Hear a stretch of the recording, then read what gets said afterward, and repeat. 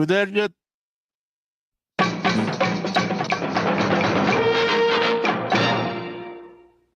If I were a rich man.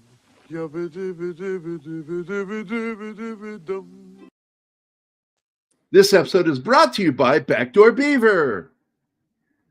By the way, T'Pol was a very rich man when he died. So, oh man, Oh, yeah. And by the way, I grew up a fan of that man because Fiddler on the Roof was one of my favorite movies as a boy, and I'm a big fan of really good musicals. Like I love Chitty Chitty Bang Bang. You know, I still consider that great. Created by fucking Ian Fleming. The ultimate spy car was Chitty Chitty Bang Bang. you know, I had the movie record, and I've heard it before I even watched the movie. Oh, Chitty Chitty Bang Bang? The vinyl, yeah.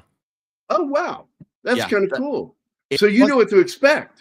when It you saw wasn't the musical part. It was actually sort of the story. Oh, the story record. Yes, so it takes Yes. bits out of the movie. Yeah. And they translate. I had the translated version, but when I saw the movie, I was kind of old enough to understand the English, so I was like a bit later, so 9, 10. But I had the record since I was 6. You say the Well, English like Gary- you're Amish from the movie Witness. You're- Watch out for it's- the Yeah. English.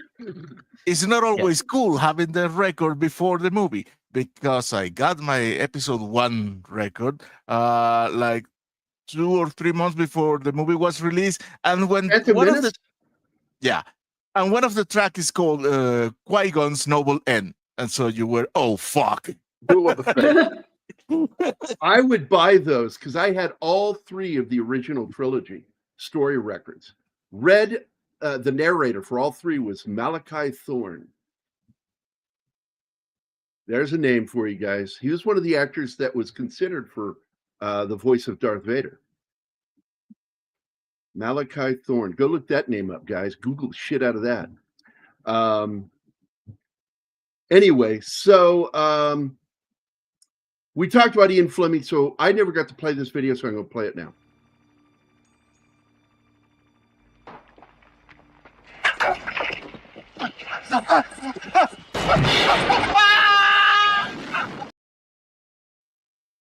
That car was going over anyway, but he's like, I'm going to give it a nudge anyway. Yeah, he did not like doing that. He had to be talked into doing it, and it's one of the best moments in the film. I Showing agree. just who James Bond can be. And I love that. I do. I love that movie. Evil? Yeah, even No, thorough. Thorough. Yeah, thorough Yeah. is a nice word. I'm So we going to got- kill everybody just to be thorough. Yep. So we got Gambit is here. Our good buddies both are here, Snorty and Gambit. First one's in the house. My friend Andy Morrow. By the way, I showed Anima that some of the stuff, and I guess I can post it. Hold on, let me pull that up because that shit was funny. Where's the cat? Where is that cat? Oh, Yeah, I didn't. that's I didn't fine. save You it. send stuff to Gary, I will see it too. Yeah, can you download it and share it, Anima? I don't have that one. And this one cracked me up this morning. Well, Where's how do I Waldo? download it? Can you find Waldo? No, How do I Where's download it, Waldo? Gary? He sent it to you. You showed me on your screen. I don't have that thing. Oh, I did? Well, I'll download it. I'll go download it. Or did you send apparently it to me? Hold on, let me check. the Well, question where Hold on, hon. Go ahead. Bolton is, jail. Apparently, is in jail. I just think that this has come up for that Warhawk piece of shit. I can't. I've never liked that guy because he is really all about making his rich cronies rich, Yeah, more you rich said off of war. behind the scenes. You said a Biden era. He's not Biden era. He's Bush era. No, he's Bush And- era. I And didn't they say Biden. and they kicked. You said Biden. Never mind. No, he And didn't. then Said Biden at all. once Trump got into office, they're like, "Oh, we got a special guy to deal with, with your let's say, security needs. Have you met Bolton yet? And 2 years after that is like, he kicked him out. It's like, Yeah, I he was fired him. the one who Trump is mentioned deranged, blah, blah, Biden blah, blah, era. blah, blah. I was the one who mentioned Biden era, but I was not talking about Bolton. I was talking about FBI and also Obama era. FBI still there. Okay. There's a confusion. All right, here's the image that Andy sent me to crack me up. I sent it to Anima, or showed it to Anima. Man, Yeah, that he sent cat it to me. I just that downloaded can. it too. Cats are just telling that you. good. And this, guys, is why we know for a fact that the Earth isn't flat. Because if it was, it would be empty. They would kick everything over the top. It would knock everything off. Yep. So, let's see who else is here. By the way, he's not in the chat today. Bush McFadden is on the show today. Hello. Special guest. So there's my buddy Bill Barkley, and we all got the movie. Going to be checking it out. Terrible quality. It's like 3 gigs, and I'm like, that is, why is that 3 gigs? Because it's such a bad copy of the work print. But I will be watching it later, Bill, and I appreciate you sending it. Gambit, who else is here? Is that it? That's Nope. it. Snorty, Gambit, and I said Bill. hi to them. Yep, I said hi. All right, that is it. We have 12 watching right now. Hopefully that'll grow as we go. And we are going to be talking about a little movie that I love the movie. Mhm. I really do. It didn't do very well domestically. No, It's big considered- box office bomb. Yeah, it's a big bomb. They lost money on this movie, and it damn near bankrupted Sony. And this is after Sony was saved by Ghostbusters, and they were hoping that a year later, Ghostbusters 2 would save them. And yes, it added to the coffer, but basically they had to clean house because there was a lot of shitheads working there. The head of Sony was a Coca-Cola guy, and that led to a lot of problems for Ghostbusters. That's why there was so much product placement in Ghostbusters. It's weird. Apple had a Pepsi guy that almost bankrupt that entire company too. It happens, man. They get these corporate shills that become the heads of a company, and they will fucking do damage. They will do damage. But at the same time, I need to point out some important issues. Is that Terry Gilliam is his own worst enemy. Mm. Terry Gilliam is a perfectionist known for shooting scenes over and over and over again. We've heard of other directors like that, Stanley Kubrick and Ridley Scott, until it is exactly as the way he sees it in his head, including rebuilding sets at crazy expenses. Like he had to rebuild one set for this movie that cost over $180,000, all just to reshoot a scene he wasn't happy with. Long after the scene had already been done and the set had been torn down. Is that the moon? No, by the time they got to the moon, I'll get to that. Anyway, it's this shit that led to having to figure out later how to shoot the moon scenes because there wasn't enough money left in the coffin to shoot what he envisioned. And it led to him going back to his old lessons from Monty Python of doing drawings, moving and shit. He ended up doing old school Monty Python tactics. And he admitted in an interview it looked better than his original idea. So he was glad he had to do that. Looked way more interesting. If he had used his Monty Python budget experience to make this film, I think they would have done so much better. It probably would have cost half as much. Terry is guilty of being like a poor, starving child being walked into his first buffet for the first time. It just puts everything on his plate and doesn't know that he can just keep going back, but he puts it all in one plate, eats it, can't eat everything, has to throw it away and waste. It's waste. And he's notorious for this. Now, the amazing thing to me is you hardly ever find actors complain about it with him because they really love working with him because he's a craftsman and he's not quiet or silent. Stanley Kubrick will just go, do it again. Do it again. Do it. He wouldn't offer any direction. And what Kubrick was doing it for, Ridley Scott does it for the same reason, is he wears his actors down until they've done the scene enough now that they are now doing it from muscle memory, and it becomes more natural. Instead of just trying to talk to the actor and work with them, they would do like 30, 50 to even 100. I've heard the worst was around 100 shots on a scene just to get the right one. Shelley Duvall did 187 takes when they went through the kitchen bit. He was losing hair in clumps, not like strings, clumps. Shelley Duvall? Yeah.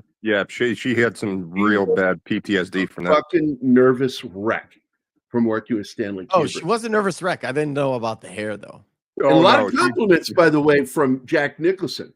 But Jack Nicholson said he would never work with Kubrick again because of his experience with one movie. He says it's nonsense. He referred to it as nonsense. What was the set from Baron Munchausen that got torn down that they had to rebuild because I don't know. I only know that they did. If I remember correctly, part of the moon because the shadows weren't right. That's what I thought.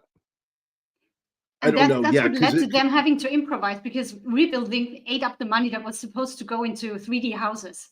So they ended up with two-dimensional moving parts. And he said in an interview, this is way more interesting than what I had envisioned. So now, if he had only taken that approach with the whole movie. But I will tell you, man, this is a sumptuous film to watch. It is like a smorgasbord of like delicacies to the eyes. It's just gorgeous. The costumes, the lighting, everything. Effects. Yeah, on-set practical effects are incredible. Oh yeah, right from the start when the opening scene when Sally's drawing on the poster to write her name on it, and it's dot and then below it. I love it. There's a shot of the Grim Reaper, who I think is a banshee because he's got red hair, right? But it's zooming out and kind of in at the same time, and the statue's rotating. I don't know why, but I love that shot. I just think it just looks crazy to me, and of course the music right behind it with the kind of violin going. And if you watch the making of video that came out around the time of the making of the movie, it really kind of goes into, you can actually see a scene where he wants to reshoot it. He didn't like the fact that the sun was in the wrong spot on the stage scene. The gold sun was in the wrong spot, and there was something else. And they needed to match. This is the problem with, and he's like I keep saying, he's his own worst enemy because he has a vision in his head, but he's not really looking at what's happening if it's good. He's looking at the image in his head, and it has to match the image in his head. And that's how he ended up doing so many things like this, doing reshots, not because the performances weren't perfect, but because something that he wanted in a certain spot wasn't in that certain spot. It's because he's insane. Look at his Monty Python stuff. He's nuts. He's insane. He is insane. But he's a genius too. Yeah, I love that. I love Terry Gilliam. I remember making fun of him over Batman Begins because he said because he's clearly a Freudian, and he believes that sex plays an element in the drive of an individual in life. And I'm like, oh, you're clearly a Freudian if you believe that. And that's insane. That's insane. Yeah, just look at 12 Monkeys. Just look at that movie and tell me it's not driven by sex. Ultimately. It is. That's because he's Freudian. He puts a lot of Freudian stuff in his films. But Bill Barkley said something. Hold on.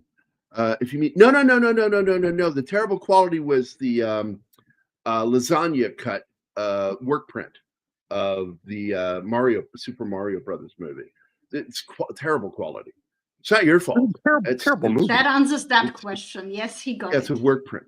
Yeah, and I did get it. Yep. And I'm looking forward to watching it probably this evening. Hey, 11 Alpha is here. What's up, buddy? Never saw the film. Never had an interest in the premise. I remain annoyed by the inability to spell. See? Yep, See? there you go. Go to Wikipedia.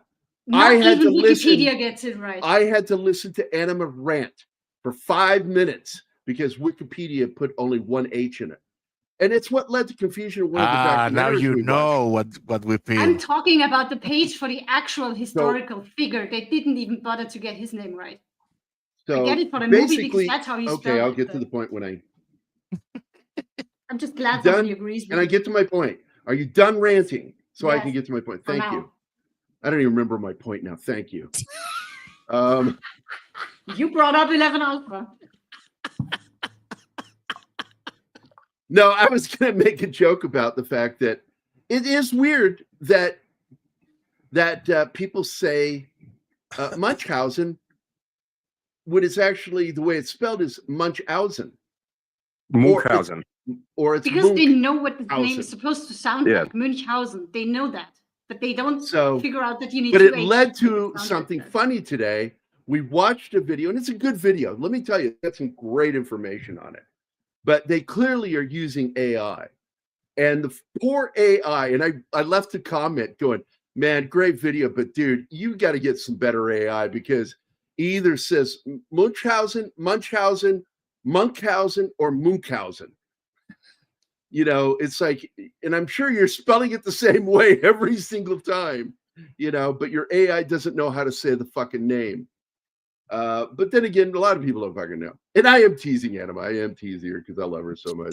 Gary, before you continue, if you listen to a video that is clearly voiced by AI because they're using a text to speech, these guys don't fucking care. It's the AI this website's says it different in 3 different ways. They just copy paste the video, upload. I'm going to tell you now, get millions of views. This one's different. This is a website that's run by a guy that's uncomfortable speaking.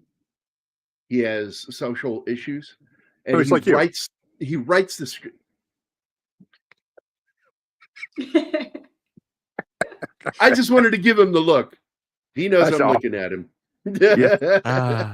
I'm just here eating my popcorn. So basically, this guy's channel, it's got really good content, but he's uncomfortable. But he makes really good fucking videos. I like the videos. I watch a lot of his videos. And what's funny is this is one of them where it's hard to tell it's AI. The way I knew it was AI is not because the voice gave it away, that they couldn't pronounce the name Munchausen consecutively. He kept changing it. And that's when I realized, oh my God, this is AI. So the guy paid for the AI. It's professional AI. But still, man, like this is what I learned about AI. If you're going to use AI, spell the word the way it needs to be spelled to get the needed enunciation. And I did that because I did one video with AI on here just as a test. It's the Arnold one where he served in the military. If you go through it, there's no mistakes. That's because I intentionally misspelled words to be pronounced the way the AI had to say it. Well, you learned that working on your songs too. If you specifically use 11 Labs, which is one of the bigger companies, you have to spell it essentially incorrect. If you want them to say Mephisto, you should technically put it as the way I write it, which is phonetically rather than correct. Mephisto. Yes. Yeah, new Constantine films, And this is the problem, and it led to me posting a question. Hold on, where was it? I got to find it. There it is. This is funny. I went to Google, and gosh, I better see if I can copy and paste in here because I can't share the screen because it made me chuckle. It really did. There. All right, here we go. So now it's here. Share screen. And I asked AI, was Terry Gilliam seen as studio poison? And the answer is, in short, yes. Terry Gilliam has had a reputation of being studio poison, in quotation marks, or at least difficult director in Hollywood. And what caused, because like in one of his interviews for this movie, he started talking about Watchmen, because it was the film he was currently getting ready to move into working on. And they had a studio set up for shooting, and it had the logo and everything there, over the doors in the studio. So this is where we're going to be shooting Watchmen. Everything was being set up, and then it fucking died because financing fell through. Why? Because he's studio poison. They fucking hate working with him. And he's a genius. Robin Williams is not credited in this movie. And it had something to do with his agent. They put a fake name. They put in a fake name and had people figure out it's him. It had something to do with his agent. It had to do with his agent. Not like. Go ahead. It had to do with agent and SAG. And not liking Terry Gilliam. Yeah, nothing to do with Terry Gilliam. Nothing. He said, "I don't want you using Robin Williams to market your film or some crap like that." I don't know. That's exactly what it was. I don't want you to prostitute him out. I don't remember the exact term. He ended up liking having him as a special surprise for people watching this movie. Yep. And it works. And later, I'm sure Robin Williams probably fired that cocksucker too. I hope so. I love that you can taste Monty Python on this movie. Oh yes, you can taste it because you have just a part right of Monty here, Python writing it, and you have a part of Monty Python being a major once again, character. you've got this sumptuous. Okay, I'll stop talking, honey, so you can talk. No, just say a part of Monty Python made it, wrote it, and another part is one of the major stars in it. So of course it's Monty Python. Bertold. Okay, so anyway, and you see this sumptuous scene. This is beautiful on the camera. It just really looks good on the screen. You get the late 18th century. And then you get Wednesday. Yes. It's like, that's it. On Wednesday or Wednesday. They never even laugh. They never even name the town. Munchausen is from German folklore. Yeah, it's just the town. And I thought it was German, but no, they're apparently in France because the defenders are dressed like French soldiers. I don't. Well, it was the Turks attacking, though, so it could be Germany or Austria with the Turks attacking. Yeah, it could be. French uniforms. French uniforms. It's fantasy. It would probably be parts of Hungary, not actual Austria. Because Hungary is closer to Turkey. Austro-Hungary. They always, they always had that fight, sort of a Balkan, that area. And the Austro-Hungarian dress at the time, at a specific time, was very much like the French because everybody at the time wanted to be looking like the French. The wigs came from French. Everything the dark was like blue uniforms with the high collars that went all the way to the jaw. Exactly. Like Marie Antoinette was not German. She was Austrian originally, right? Well, she was the daughter of the Empress. Actually, I like that he knows his history because when he says he's sending his guy to the Empress in Vienna, we actually had Empress Maria Theresia from 1740 to 1780 when she died. She's the mother of Marie Antoinette. So it's right around that time of the Austro-Hungarian Empire and the Ottoman Empire were in sort of rivalry. Well, that's where this war is beginning. Is between the Austro-Hungarians and the Ottoman Empire. And I love because they don't name the town. You're kind of like confused because everybody kind of looks like French. But again, it's the 1700s. Everybody wanted to look like the Sun King. Well, here we go. Austrians wore white uniforms at the time, according to 11 Alpha, and I trust his information. Like 1780, I think, is when Munchausen was running around, supposedly. So, but again, we've got English actors playing foreigners in this, so these are interesting clips you put in there. Just the orange screen. Well, he doesn't do what it is he puts it in. We learned how to do this from a gentleman named Mark C with a big D, and he taught us how to create the slideshows so we don't get in trouble with YouTube. So you basically collect every so many seconds. You have no manual control. You could manually go in and do it, but Jesus fucking Christ, you got to have no life to do that. So, or my life, or your life. So I loved the photography in this and the architecture. He put so much effort into this, and this is where the budget went. The budget of this movie went onto the screen. And amazingly, it did make its money back over time. It is a cult classic. People love this movie. Children, adults alike love this movie. Was there any marketing for this? Yes, I don't remember. There was. But like I said, at the time, in the 80s, they usually only put $2 to $5 million. Not that 1/3 to half the budget. They usually kept it at about 2.5 to 5 million for budgeting, unless it was an epic fucking movie.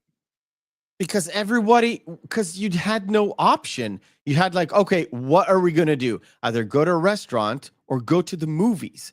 What are we going to see in the movies? I don't know. Once we get there, we see what's happening. So of course you didn't have to market certain movies out too much. Now today is different because they're so afraid that you're not going to come to the movie. They're just dumping fucking enormous amounts of money on fucking and it's PR. Definitely when you see Superman, I'm going to say that they dumped the budget of the film into marketing for that film. Yeah, probably.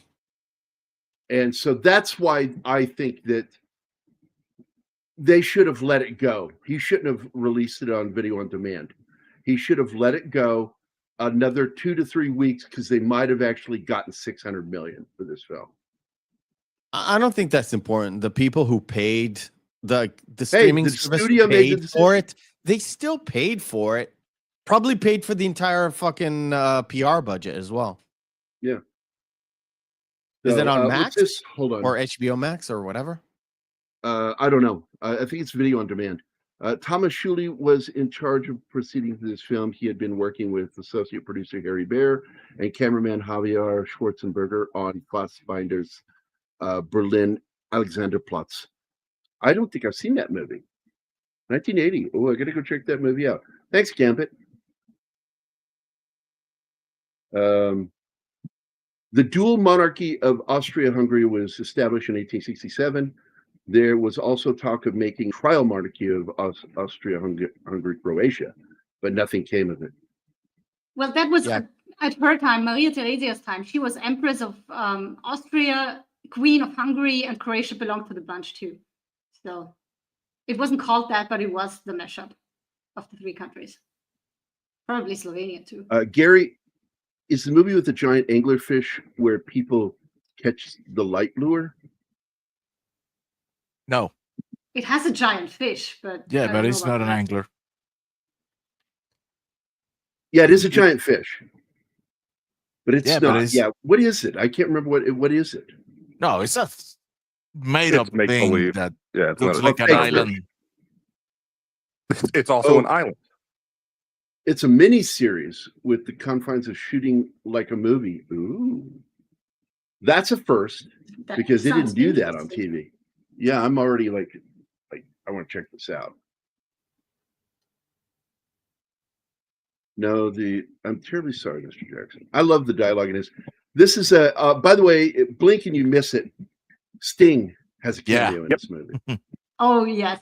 Well, he says you've gone above and beyond the call of duty with your bravery. It has demoralized the other troops. Execute him immediately.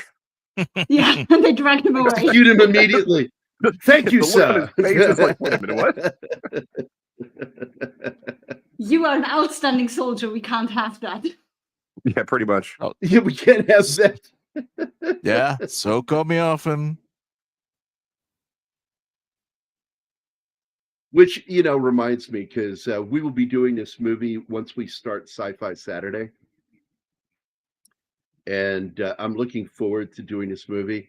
And I'm going to give you a little sneak peek. You might want to pause it, Mark, or you already did? It's paused anyway. So there you go. The Bride, a twisted take on the Frankenstein story, but with Sting as Fade Frankenstein. And Jennifer Beal is the child-minded bride he must have. I will have you, which is also a Fade joke. And then, of course, and with David Rappaport as the wise dwarf BFF and Clancy Brown as the monster trying to find himself.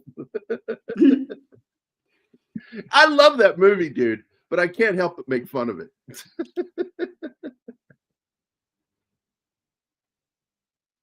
And once again, we got Jonathan Pryce because he liked working with Terry Gilliam. He loved him. A lot of the actors liked working with him, despite him being this crazy perfectionist. There's Sting. There he is. Yeah. Gordy. Well, he makes I it gotta fun tell for you, them. I am a huge Sting fan. Huge. I fucking love the Police. I love Sting's solo career.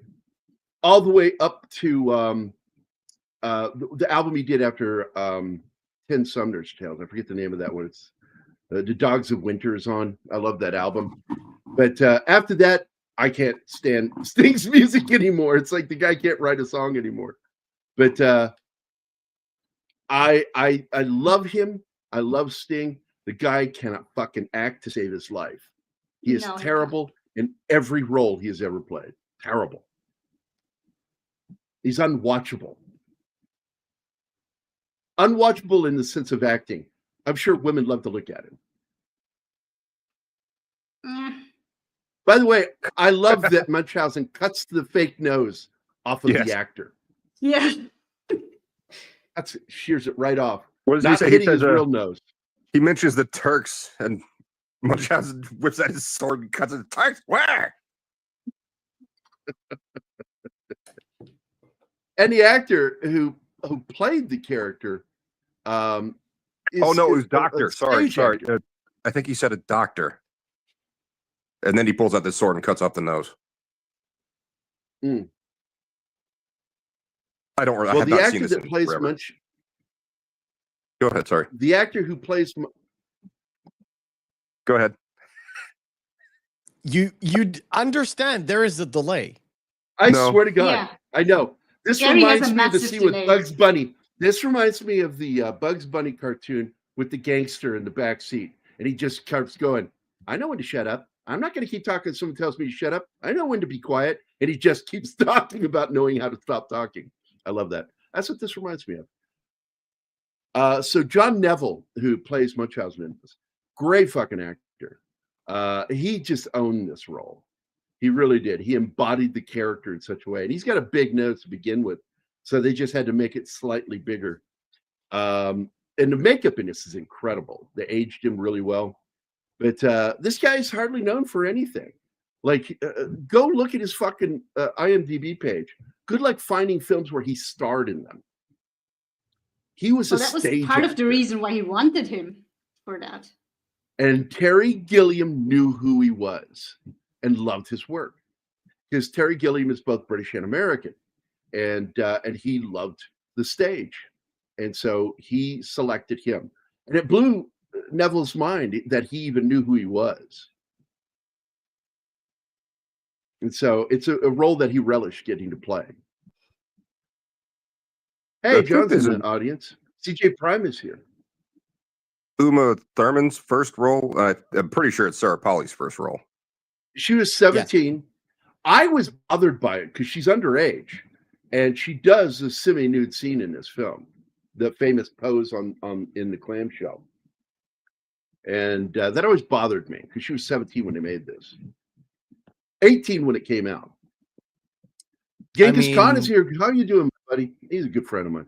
I like that guy. I mean, Thora Birch did a topless scene when she was essentially 15. And it's still in the movie. There was a lot of criticism of that too.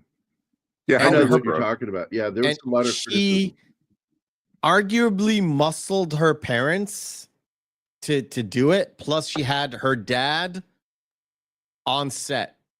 Not her mom, her dad was on set. Oh, that makes it better. Yeah.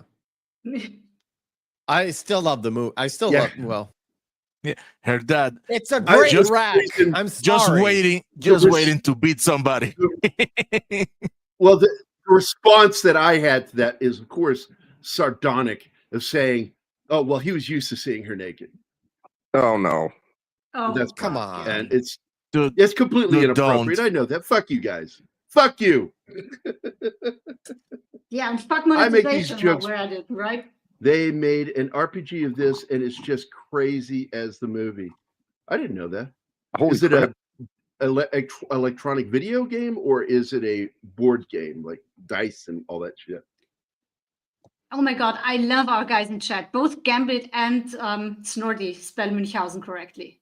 Thank you, guys. By the way, I want to point out that Terry Gilliam was there at the release of the special edition cut of the 1960s version of Munchausen. I can't remember what the name of it was, like the Wonderful Baron Munchausen or something like that. Yeah. Wait, there are Free title film. that I know. There are 3 versions. Mhm. Wait. I had them.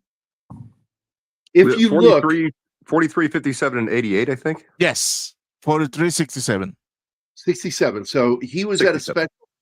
special showing of the film, and he gave a speech about how much he loved that movie before they showed the movie, and I thought that was great. And by the way, again, the fucking giant turbans worn by the Turks in this, the Ottoman, is spot on. I fucking love it. Although I don't know about the lampshade hats that the women wear. But I'm assuming that Gilliam did Probably his research. real lampshades. He was involved with the production art for every single set in this movie and how it was built. There are a lot of very fat naked women in this scene. Oh Yes. yeah, very Rubenesque, as they would say. That's what they liked it like back then.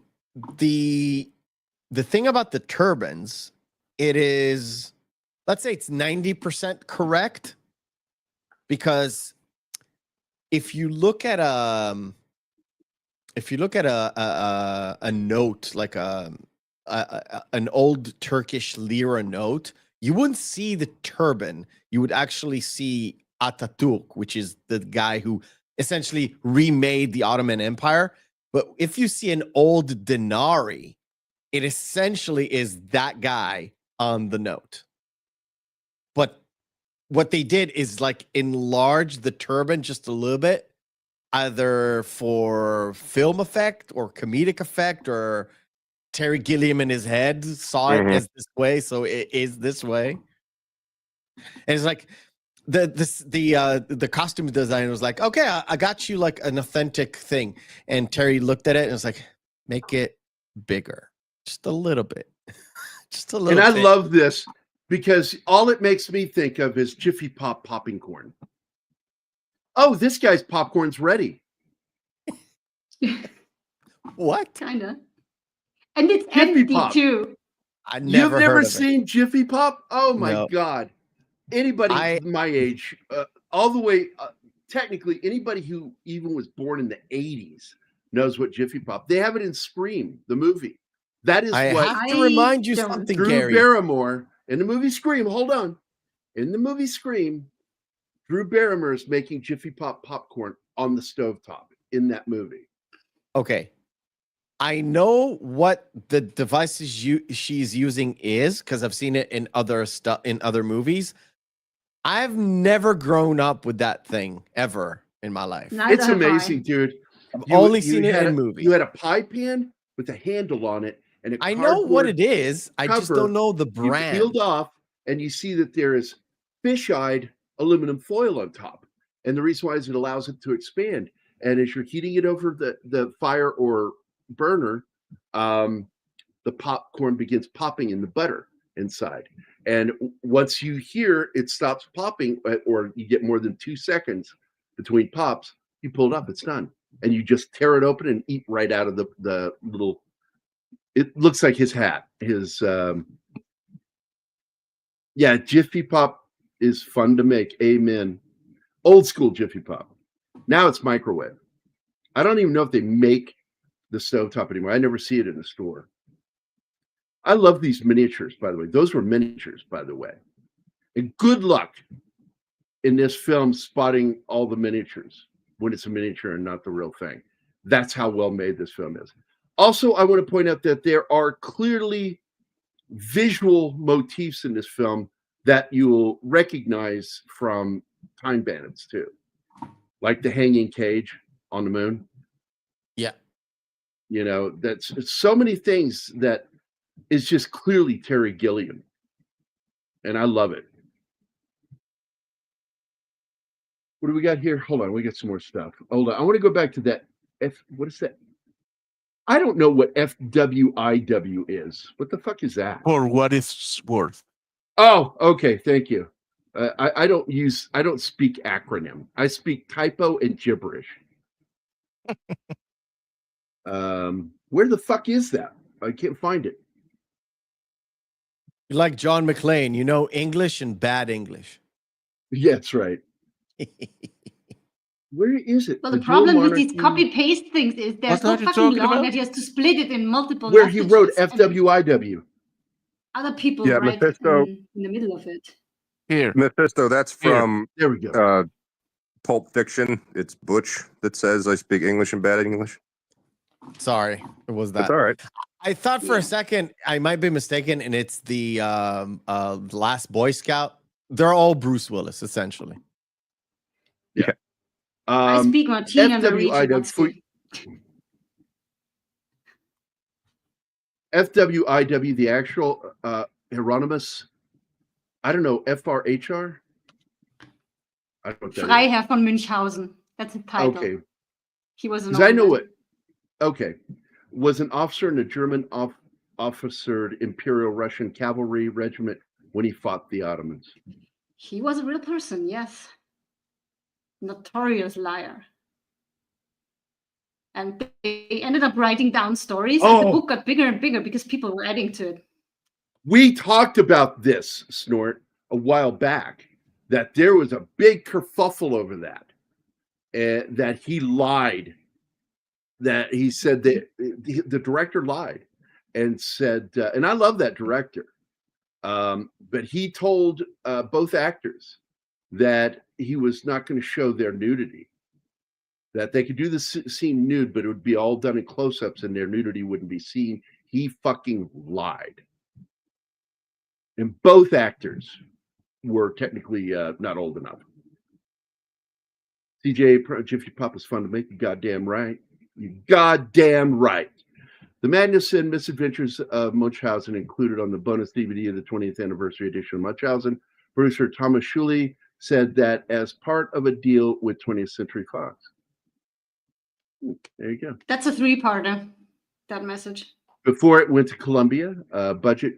You need to copy and paste faster. Yeah, but or maybe get the most important information and not make it a 3-part message. 35 million, and it's strange the film's final cost was 35 million. We always had a budget of 34 to 35. The problem being, oh, that's it. You're just ending there. Okay, all right. Also, you can 3 times super chat and get everything read correctly. Yes, by me. Yeah, that is also a possibility. And by the way, I want to point out again that Saturday morning shows after tomorrow are going to be just for members.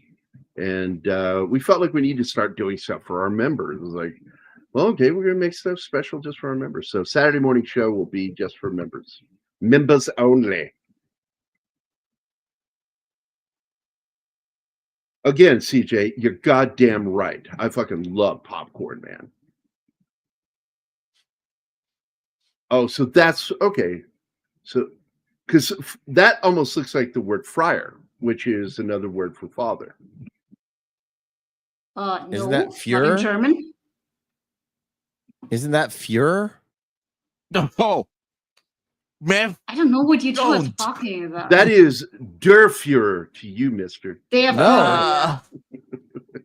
Uh-huh. Passionate about Jiffy. Fierher, Fuhrer. I don't know that word. Look at this fucking set, man. That's amazing, the work that went into this.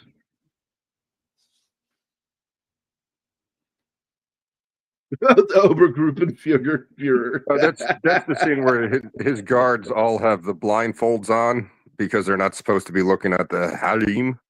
And one of them walks into a pole because he doesn't remove his blindfold first.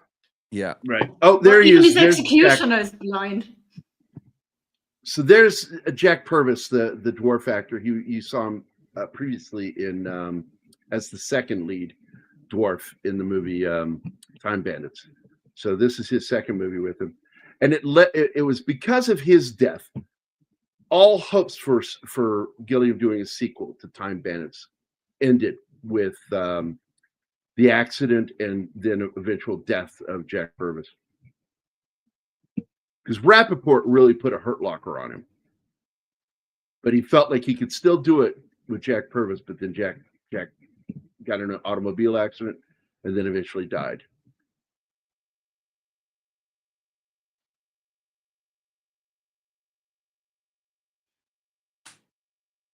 Yep. Snorky is correct. And by the way, in the movie, I did the comic book for with Yahtzees on the Moon. What was that movie called that I did the comic book for? No, Germans on the Moon and invade Earth. And Iron Sky. Iron Sky. They kept using in the film Oberführer. It's in the comic book too. The crux of it was that David Putnam got fired, and all these deals were oral deals. Columbia's new CEO, Dawn Steele, she was the replacement for the shithead from before. Whatever David Putnam has said before doesn't interest me, because Putnam, as I recall, Putnam was the guy that with the Coke deal. He wanted Coke, who is now, I think, the owner of Sony at the time, Columbia. He wanted Coke products in the Ghostbusters. And I think he got one scene. And that was them sitting around the table. Is that a Coke you're drinking? Coca-Cola. Product placement. Product placement. Now, if I drink it with the logo, it'll just go down my cheek because the hole's on this side. Hey, Gary, That's is Brad home yet? That's a product design flaw right there, in my opinion. For me to drink this, it should show you the logo. You should be able to clearly see the logo on the opposite side of where I'm drinking. Well, the hole is in different positions on all drink cans that I know. Is Brad home yet? Not yet, but I'm going to have to take a little bit of a leave here, go off camera, because I have groceries delivered. So you guys are going to take over the show for me while I'm gone. Okie doke. I'm sure nothing bad will come of that. We will probably actually have the slideshow going without interrupting every minute. Oh, giving information. Oh, okay. Jiffy Pop. Yeah, I do that because you guys are God. talking over a scene where I want to make a comment. That's important. That's the only reason why I pause. Yeah, but then you make the comment and don't hit play again. And we just have to go over to finish the I'm distracted by all of the... Don't make crap. me run the video, guys.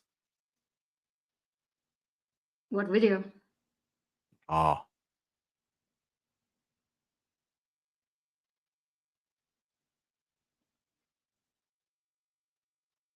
Okay. So, I really don't know what you're talking about. Gary, go. But Don't you have to see about the Yeah. groceries? Well, Yeah, go. just do it. The sooner He's you go, not the sooner hurt, you will go. back. Jesus He is Christ. not You're not home the yet, boss of me. Martin. I will Oh, go when I'm good, damn, and ready. I'm going. Oh, Oh, no, I'm Anima. Oh, fuck. Jesus Christ. Change it. What happened? Do it now. What happened? Well, the I went problem away is- and suddenly there's two animas.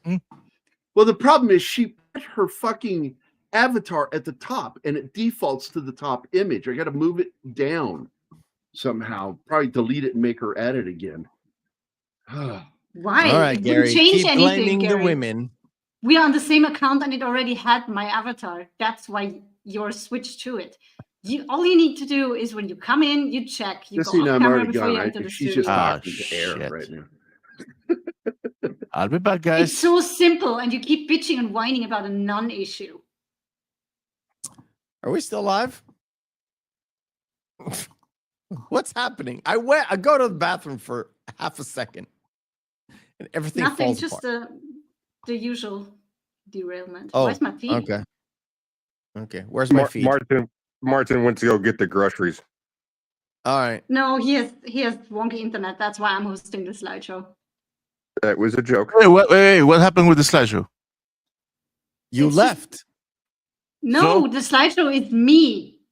That has nothing to do with I you know. leaving. It I ended up in the know. back office. I don't know why. And now I put it back on and I don't see it.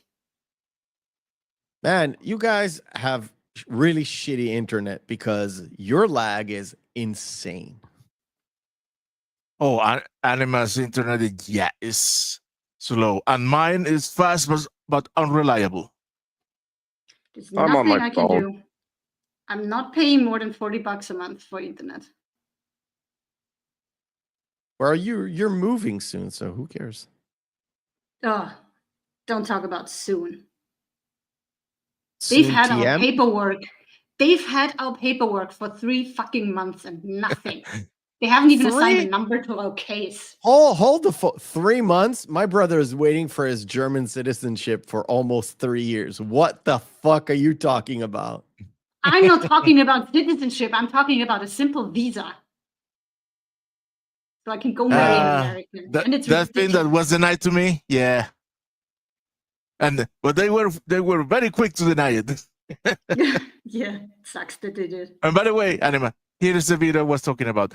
Here is the discussion breaker. Behave yourself!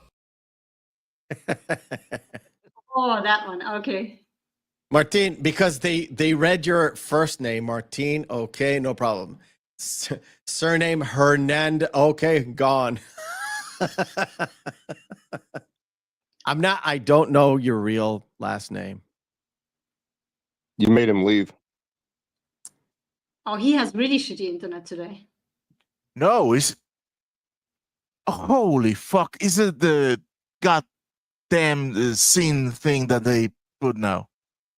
Maybe. Every time I change from studio, somebody gets kicked. Wasn't me. Well, but better me than a guest.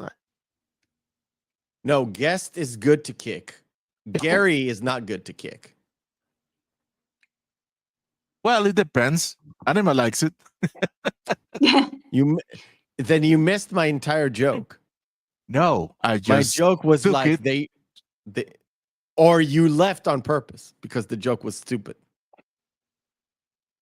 I've mentioned this before on streams. I generally dislike child actors because they can't act. Sarah Polley does a phenomenal job in this. Yeah, she she doesn't take does. away from. She doesn't take away from any scene.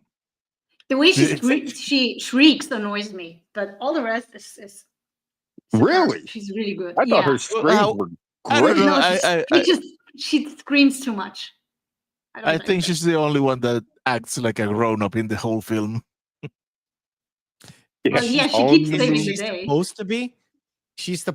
Sarah Polley in this movie is supposed to be like she's the child, but she's also the voice of reason. Yeah. Where Exactly. everybody around her are fucking nuts. Like the mayor is crazy. Baron Munchausen and all of his crew are crazy. The people in the theater who follow him are fucking insane. She's the only one with problem- Yeah. with common with that sense. the problem with that statement is that Sarah Polley's invested in this fantasy world, so she's not really the voice of reason. She's clearly more reasonable than Munchausen. I mean, Yeah. Yes. I mean, crazy is what crazy does, right? Kindly remove your knickers. Yeah, I love that line. He thanks them too, so he's a proper gentleman here. Beautiful ladies. Oh, he has a thing By the with way- the ladies. That's why he keeps getting in trouble. By the way, when they first marketed this movie, and I mentioned this when I was here with Time Bandits, the two movies that were clearly marketed, at least on our end, as another Monty Python movie is Time Bandits and this one. I know it's filled with Python people, with writing and all that stuff. Terry Gilliam, the Eric Idle, all that stuff. But there's a stark difference between this movie and a Monty Python movie. So I was kind of initially disappointed, but not really, because when I was a kid, I really enjoyed the movie. I still like enjoy it. it. Like I watched it. It came on. I think I mentioned it to Gary. It came on like on TV, because I don't really have like cable. It's sort of the internet TV. It came on one of the like movie channels that we have, and it was fun. It was like I knew Gary was doing this like soon, and it's fucking great. You're doing Brazil too? Yep. Unfortunately, yes. I hated that one. Mm.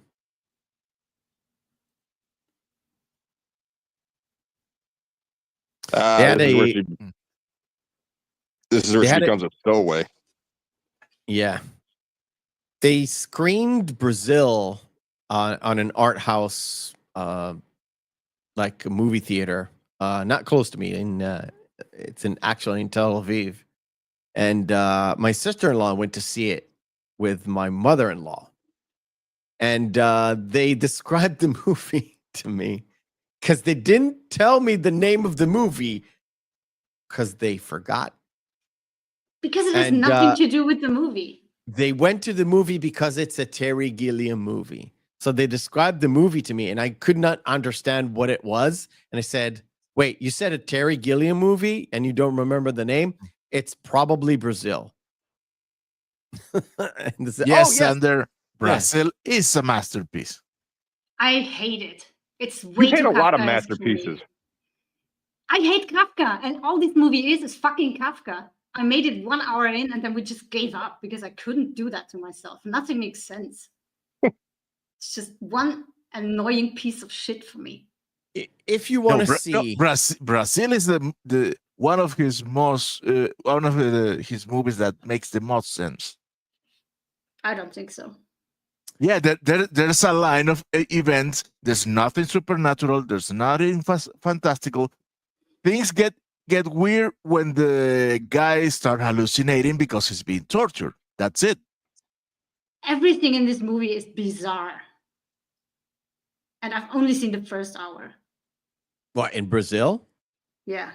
No, Yeah. this is what is this dystopian? Let's talk about To this the in September. extreme. I don't want to fucking do What? that right now. But you're fine with everything that's happening in Baron Munchausen. Oh, Yeah. but it's crazy. That's not Kafka-esque. It's not Kafka, No. exactly. It's crazy, but in a good way. I don't like Kafka, and I love Brazil. That's because you're weird. I wouldn't say that I hate Kafka. I simply didn't like it. That's it. If you really want to torture yourself, there's a great movie, a Kafka movie called The Trial with Kyle MacLachlan as the lead guy. Mm. You want to tear your fucking hair out This is from your this is where he- eyebrows. This is where he says we're going to the moon. She says that'll take forever, and he says no, it won't. And she says Yeah. yes, it will. And he goes, shut up. Yeah. Yeah, he tells her to shut up. That was amazing. Because in a sense, he's a curmudgeon at this point until he kind of Mhm. reverts back to his like younger self. He's a real like shitty old man. Here's a this could be what you're talking about with her being a little more mature. Right there. Are you scared? And he goes, certainly not. Are you? And he kind of flinches at the lightning and then says, are you scared? She goes, certainly not. Yeah.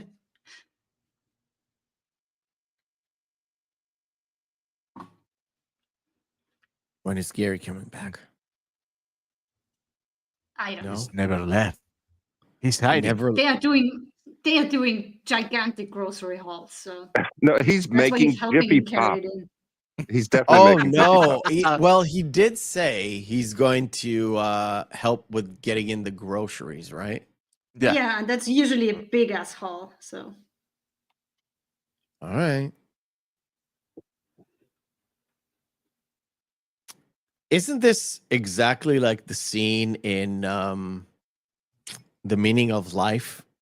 Kind of reminds me of the opening scene in The Meaning of Life, where you have the old man pirate thing, where it's essentially it's a building, but it's also a boat. I Corporate haven't seen Raiders. this one. Yeah, the corporate Yeah. raiders. Yeah. And to be honest, that was one of Terry Gilliam's, like he was in charge of that particular scene. And it went over budget too. Because he's such a perfectionist. Hold. Good night. All right. Daughter went to say good night. So yeah, this kind of reminds me of that scene too. And they're only like 2 years apart, 3 years apart. Are you talking about the Crimson Permanent Assurance Raiders? Yes. That's a great scene. Because this scene reminds me of that scene. Because it's a boat where it's not supposed to be a boat. Yeah. And it's in the middle of, this one is on the moon, but the other one is in the middle of like the city, and the building is the boat. And they're traveling really slow through something that there shouldn't be traveling through. But because everything is moving because of Munchausen sheer will, essentially. Because he said it's there. Yeah, see? 83. So it's like 5 years apart. Good 82. People are like, how Yeah. were the relationships in Monty Python divided up? It was John Cleese and Graham Chapman that were best friends. And there's a slight good friendship between Michael Palin and John Cleese, but it ended a while back. But it was Michael Palin and Terry, the other Terry Jones. Terry Jones. And it was Michael Palin, Terry Gilliam and the guy in this that were friends. Eric Idle? Eric Idle. Well, technically, it's divided in the lines of Cambridge and keep forgetting Oxford. So Terry Jones, Michael Palin, Eric Idle were Oxford. Graham Chapman, John Cleese were Cambridge. So it was that sort of a line. But then Terry Gilliam came in and he was a whole bag of, craziness.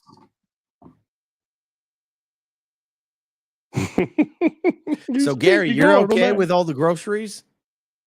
Yeah, got them all. Okay, good. I carried pretty much all of the canned goods, close to probably about 100 pounds of canned goods I got. Good. You got a good workout. Get the blood pumping.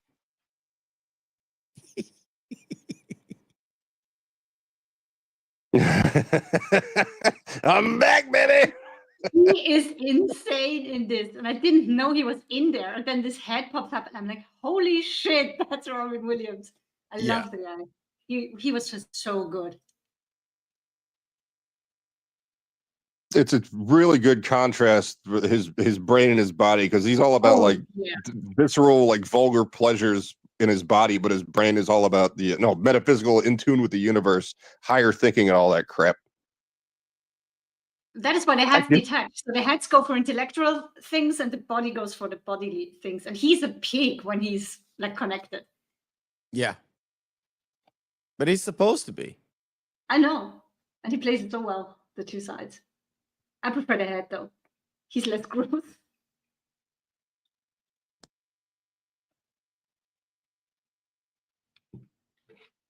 And you also get Oliver Reed in this as Vulcan, which is great.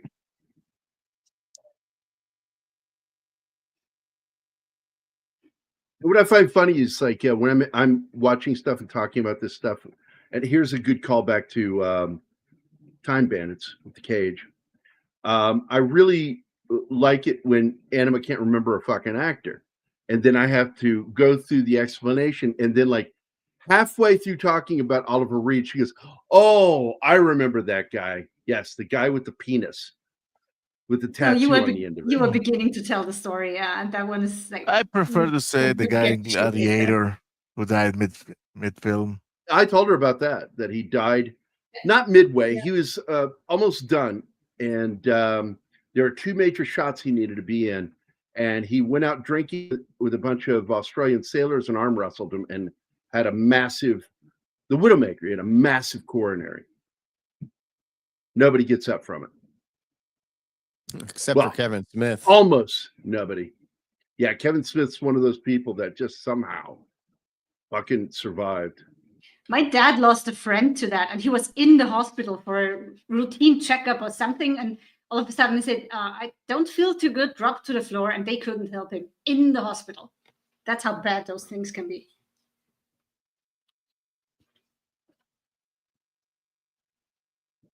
Hey? Yeah.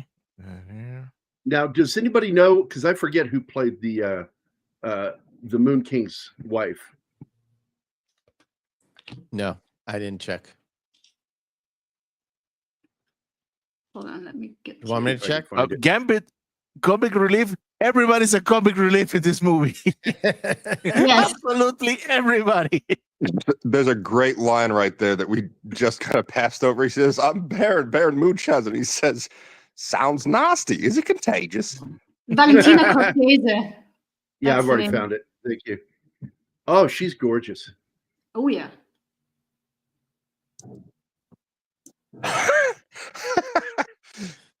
Did we see the part? She does a great face when she's like, "Oh, he's ravaging my body." Yeah. The king is tickling her feet. Yeah. Which was a euphemism for something. Yeah. But he was really tickling her feet. Yeah, he's telling a little girl so as not to like destroy her whole life, you know? Yeah. So she starts envisioning that that's what's happening with the king and the queen. So she is in a film I really liked with Humphrey Bogart, The Barefoot Contessa, back in '54. Oh, he tied Tarantino fetish. He tied his head on. I forgot about that.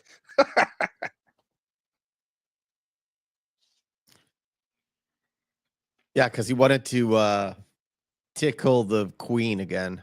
Right, without his head escaping again. Yeah. Because the head doesn't think about earthly things. It's a philosopher.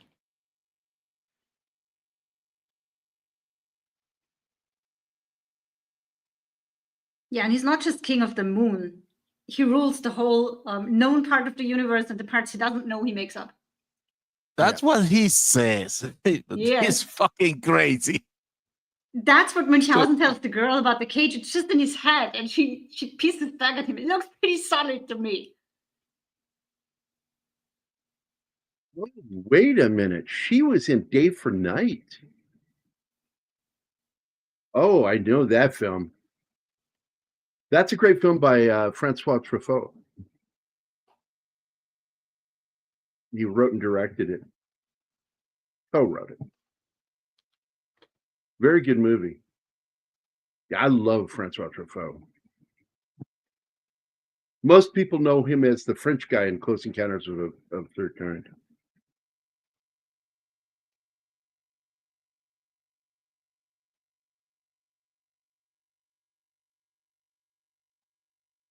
By the way, some of the monsters in this are really fucking horrifying. Oh, the Grim Reaper? Jesus Christ. That is terrifying. She throws the candle, 4-stack candle. It's not a candelabra, it's a stand. She throws it at him and he burns up. That was fucking crazy. Yeah, and it made Munchausen angry. Can't you just let me die in peace? And she keeps doing that. Happens at least one more time in the movie that she scares him away. She does it in the fish, and I think she tries to do it at the end as well. She tries it at the end, yeah, and then her dad pulls her away. I mean, imagine that, the Grim Reaper scared away by a little girl. How crazy is that? And I think what would have probably helped people with this film more in this storytelling process is if the child was like the kid in the other film, Time Bandits, where you're left wondering if she's dreaming this, where you don't get that in this film. She's pulled into the action from a stage musical. Well, kinda, the way it ends when they are all on the stage and then they walk out and find that the war is won, and she's like, oh, it really happened. It wasn't just a story. There's a hint of that.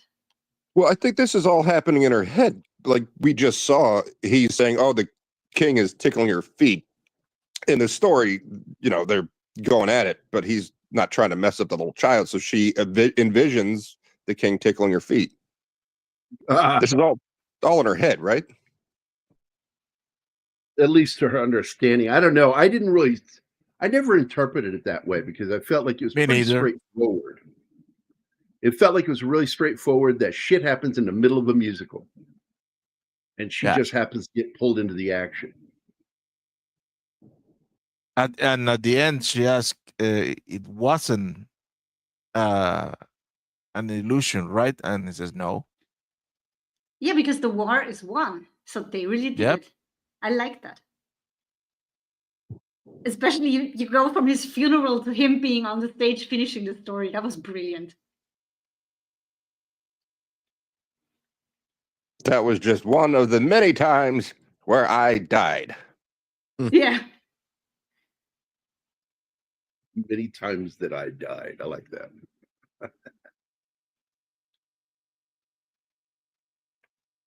Yes, Mankiewicz. That's right. Barefoot Contessa is a really good film.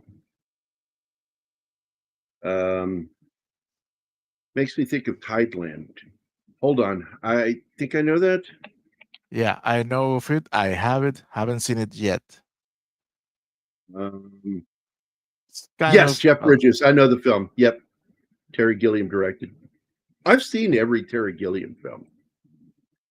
My favorite film is a movie he made about a failed attempt at making a movie that he would then later make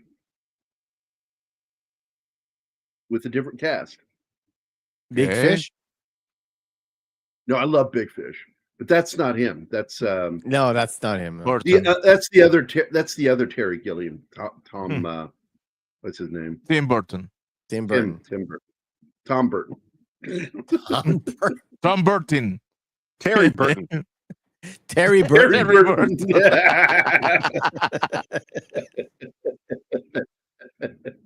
Man, that crazy cat. That crazy. By the way, I'm not that big a fan of Tim Burton. I loved his Pee Wee Herman movies. Batman. I liked a lot Batman, but I had problems with it. And I especially had issues with the next film, though I still liked it too, Batman Returns. I would have loathed his Superman movie. I loathe the idea behind it. Everything about it just sounds awful to me. It would have been a shitty version of the Zack Snyder's Man of Steel. Yep. I absolutely with more scenario showing. I am not into Bobby Blenderbutt. I'm sorry, Edward Scissorhands. I just Why? I'm not into it. I'm not into it. Don't. It's essentially. It's not like I hate it. I don't hate it. I'm not a big fan of Tim Burton. I think Johnny Depp. He fucked over an actress friend of mine. Fucked her over. Johnny And Depp does a great Tim Burton. That's why he plays Tim Burton in every Tim Burton movie he's in, a version of Tim including Burton. everyone. You know, when he plays, you're saying that when he plays Charlie in the Chocolate Factory, that It's Willy another facet of Wonka, Tim Burton. that he is The playing Mad Willy Wonka as Hatter, Tim Burton. also Tim Yeah. Burton, just Terrible not movie. black. I fucking hate that movie. Yeah, me too. How about Sweeney Todd? Liked Sweeney Todd. I did like Sweeney Todd, but I've always liked Sweeney Todd. Long about before Tim Burton took his run at it, I liked that story. What about Sleepy Hollow? Great music. Not a fan. I have a problem with it because that is not Ichabod Crane. It's not. It's not. Tim Burton's Ichabod Crane, and it's okay. There's some great moments in it. I mean, there's a lot of fun in there. I love Christopher Walken as the Hessian soldier, but I have so many problems with that film. And then he made this film, Big Fish, and I fucking love that movie. It's my favorite Tim Burton movie of all time. So And no it's- Dumbo? I've never watched that. I will never watch that movie. Never. You got to pay me good money to make me watch that fucking movie.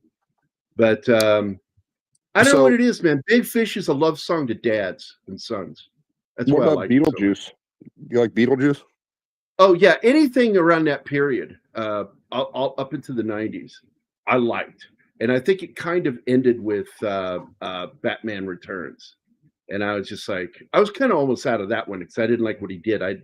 Danny DeVito was a great penguin, but that's not the penguin. I don't know. It always bothered me. And the character, didn't he? but Michelle Pfeiffer as Catwoman was perfect. Perfect. And I feel bad for my friend who was one of the actresses that was promised a role in the next Batman film under Tim Burton. And then Tim Burton threw her under the bus, my friend Sean Young. And he made it out to sound like a crackpot. And that was fucking mean to do that. He threw her under the bus. Everybody thought Sean Young was a crackpot, not only Tim Burton. No, I'm not. Look, I know her personally. And I know what a sweetheart she is. She's just energized and easily falls for people and falls for their bullshit too.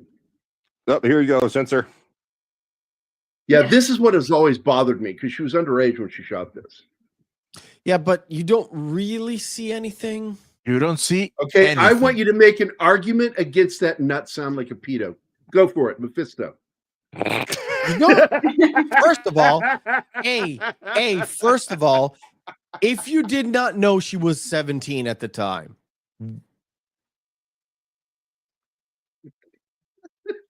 I'm just saying. I was like 12 when I first saw this, so I was totally okay with what was So happening. you were definitely okay with it, and you were allowed to. You're allowed to look at 17-year-olds. She looks very confident, though. She doesn't look uncomfortable. So she was. No, fine with it. It's called natural. acting.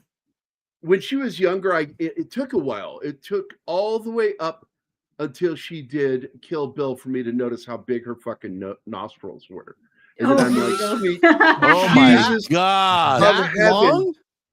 My God, her nostrils are huge. Yeah, because she started doing it. Say what she Yeah, let it go. No, I'll Dude. never let that She go. will never let Always her go. had a big nose. Those- What the fuck are you talking Those about? are astrophysical anomalies, her nostrils. You can lose entire planets into those things. They're so big. You're gay. And her nose isn't big. It's just the nostrils.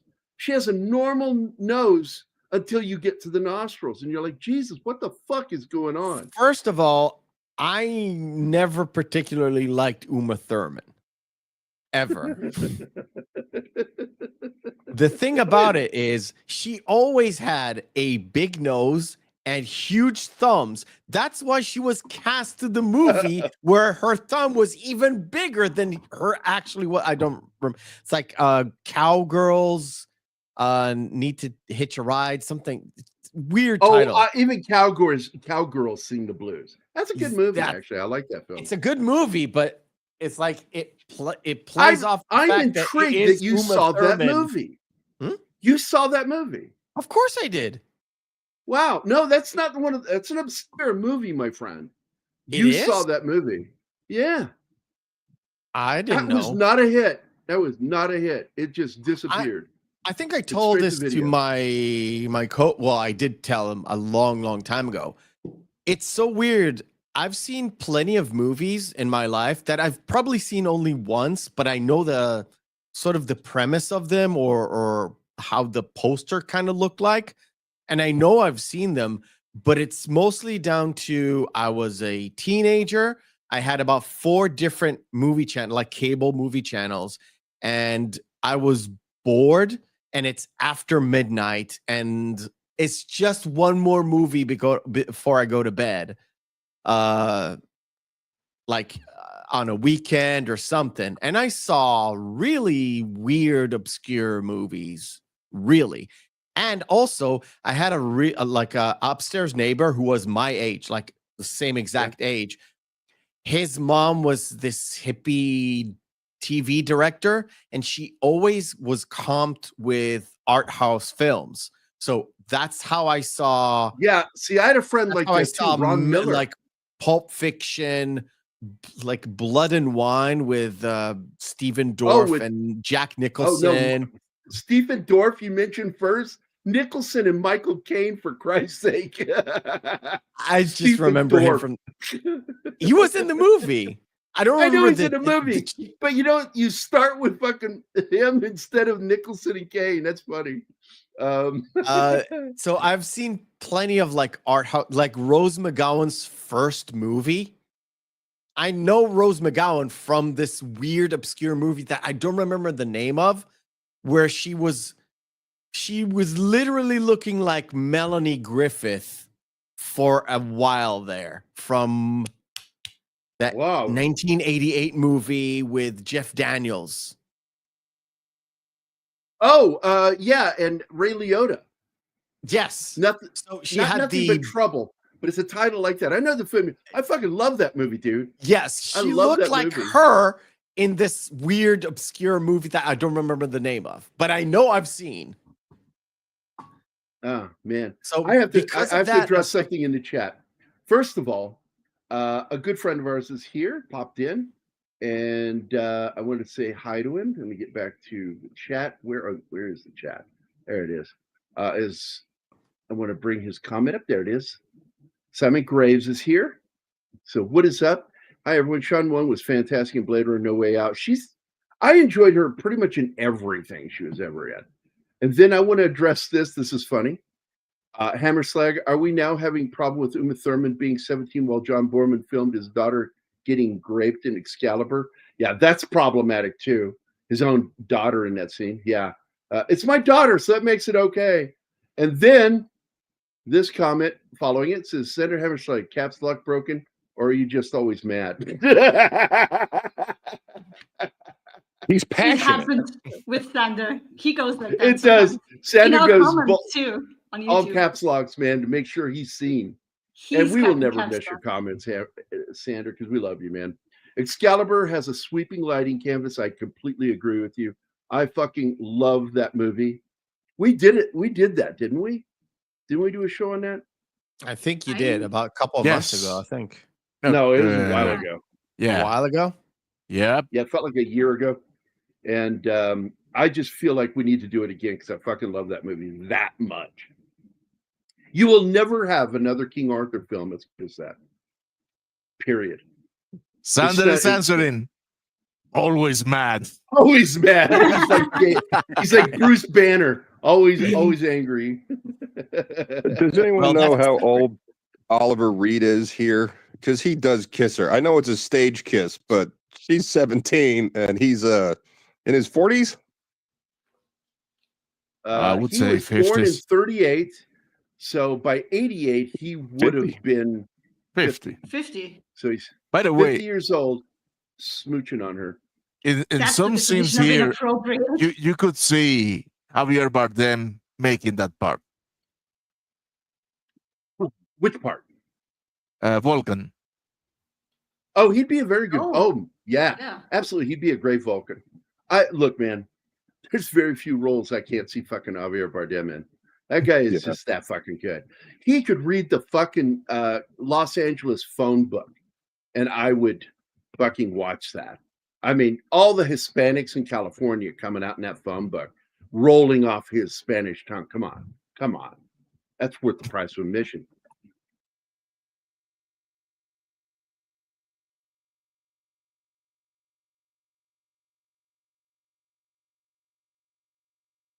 And at first, when I saw some of the footage, I thought one of the guys in this was the giant from Time Bandits, but no, it's his friend that's a giant. And he made them all shave their heads, by the way. Oh yeah, and he didn't tell them until it was time to do it. Yeah, until it was time to do it, and it's like, no, sorry, up, but... it's not a you can't get out clause. It's part of the deal. So they all had to shave their heads, every actor, including Eric Idle. This girl is so fucking fun in this movie. Yeah, she's and I great. don't know who the hell she is. I really don't. She was in Splice. I remember her from that. She's now I'm drawing a blank. Yeah, she's great actress in this, I think. Except for Emma hates her screaming. I think it's on point. I do too.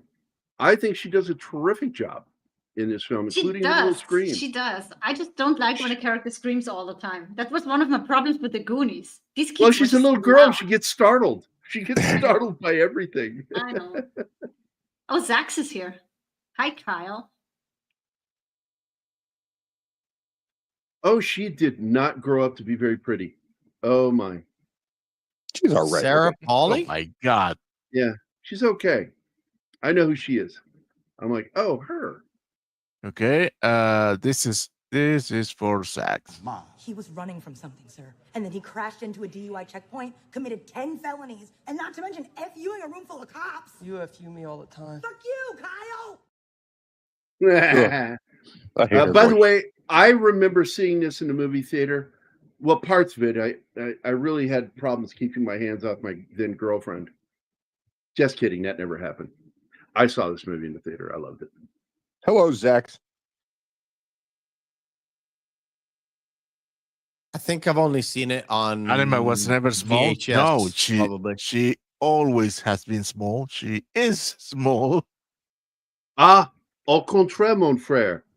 She's fun size. The word is Yeah, petite. I'm tiny. Yeah, I what I like thought was fun funny size. is she's smaller than my daughter, and that just made my daughter feel so awesome. She's finally bigger than somebody. Yeah.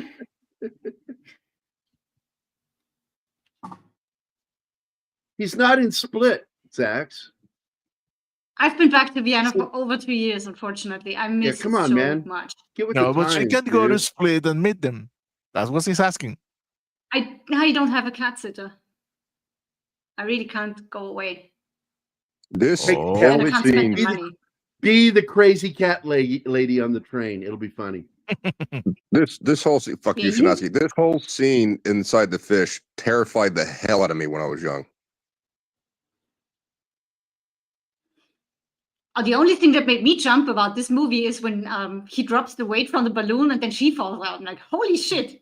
Did she just kill herself? But the anchor catches her. Yeah, the anchor catches her. There's one big reason this film bombed. It was due to the interference of a person. That's right, Frank Stallone. What? The hell? What? That was Weirdest off the so wall off left conspiracy field. theory I've ever heard. That is not left field. That is left hemisphere of the fucking earth. I've loved this. Hi, Eclay. I love this movie a lot. Most Terry Gilliam film when I was surprised to find out later in life that it was a flop. And it wasn't in the theaters. There's no question about it. It lost money. But they made their money back over time. But Terry Gilliam, like I said, I did that thing just for you guys to see. I really did this. Let me share my screen again. Share screen. Wait. Let me You share it. remove this. Share it when And now you this see one. it. There we go. Was Terry Gilliam seen as studio poison? In short, yes, this is AI answering me. Terry Gilliam has had a reputation of being studio poison, quote, end quote, or at least difficult, again, quote unquote, in Hollywood. His battles with studios, particularly over the final cut of Brazil, solidified his image as someone who prioritized his creative vision, even if it leads to conflict and goes against studio demands for a more marketable film. The reputation has reportedly made him, he's a pariah, is really what he became. I mean, they're not saying it there, but that is it. Because he's known for going over budget, pushing budgetary constraints, and making shoots difficult for cast and crew. But he's such a fun director. I've never heard an actor speak ill of him, ever. I mean, if you guys have heard it, let me know, because I've never heard a disparaging remark from any actor that's been in a film of his. Even Jeff Bridges just loved his work, because he did a movie I love too. Another great one. We got to do this one soon. The Fisher King. I love that fucking movie. Well, Gilliam said in an interview that, yes, the actors are having a great time. He isn't. He does not have fun. It's not his job. That's his words. It's not my job to have fun doing this. It's my job to make things work. Yep. But the actors love him. They say he's crazy, for sure, but in a good way. Well, was it the guy who plays Munchausen said? It was the most beautiful piece of madness he was ever a part in. Hey, I really like Nadia is here. Hi, Nads. Hi, Nats. We love you. Mwah, we love I you. bet you she's never seen this movie ever. Will you be with You us need to tomorrow? see this Spoilers movie. on weapons? Yes, please join us tomorrow. We're going to finally do We'll our get you spoiler. spoiler review. I hope you can join us. She was the most miserable of all of us last week, I think, not being able to do spoilers. Trying to hold her tongue. Yeah. Yeah, And she stayed long. I get. Happy Friday. I like 12 Monkeys too. It's also in my top 50. I would be my top 50. Meth would be correct. Yeah. It's worth, you know what? Some movies you don't have to like, but you should watch them once in order to like understand, oh, this movie flopped. I know why. And you might even like it. This scene from where they're getting expelled from the fish is the start of the stage play at the beginning of the movie when he goes, a modicum of snuff can be most efficacious. And then the fish sneezes him out. By the way, the 12 Monkeys is based on the really odd, and I've seen it, the La French Jetée. short film, La Jetée. And I've seen it. It's so bizarre. It's like a series of images. It's not moving. It's a slideshow, and it's good. But I heard that there was a remake, and I saw what they were doing where they gender flipped all of the characters, and I was out. They also did a TV series. I tried watching it. Yeah. It wasn't like it was horrible. I just didn't get into it. No, it was horrible. It was horrible. Okay, there you go. Don Quixote, the documentary film that he made about the failed making of it with Johnny Depp was a great film. But then he got funding and made the movie eventually, and it's awful. I'm like, that's what you were trying to make with them? Boy, I'm glad you got stormed out. You know why? Because he already made a Don Quixote movie. It's called Baron Munchausen. Yeah, Baron Munchausen is far better. I know, but oh, you need to see 12 Monkeys, Nads. You need to see that movie. It's a must see. Brad Pitt's performance in that is insane. It's insane. He's got the wonky eye. He wore a lens. Got a fucked up eye. It's funny as hell. I love that movie. Bruce Willis. I think it's actually, despite being a fan of almost all of his movies up till the 2000s, when he started making movies to make money back, And then, of course, you find out that he found out around 2011, I think, that he had the disease, and he started making movies to make sure his family was taken care of. And they're just awful films, a lot of them. But I understand why he did it. Why are you calling Death Wish so awful? I actually thought it was a fun film, but it missed the point. By the way, tell me that doesn't look like Billy Connolly. It is looking like a little, yes. It does. It totally looks like Billy Connolly. But let's get back to the point where let's get to the point that the horse is sitting. Wait. Let's get back to my point. Baron Munchausen essentially is less Spanish but more Middle European version of Don Quixote. Yeah. It's a guy who's so outrageous with outrageously like stories that he keeps lying about that he did, which is the Don Quixote story. But we'll put that aside. I mean, Baron Munchausen even looks like Don Quixote.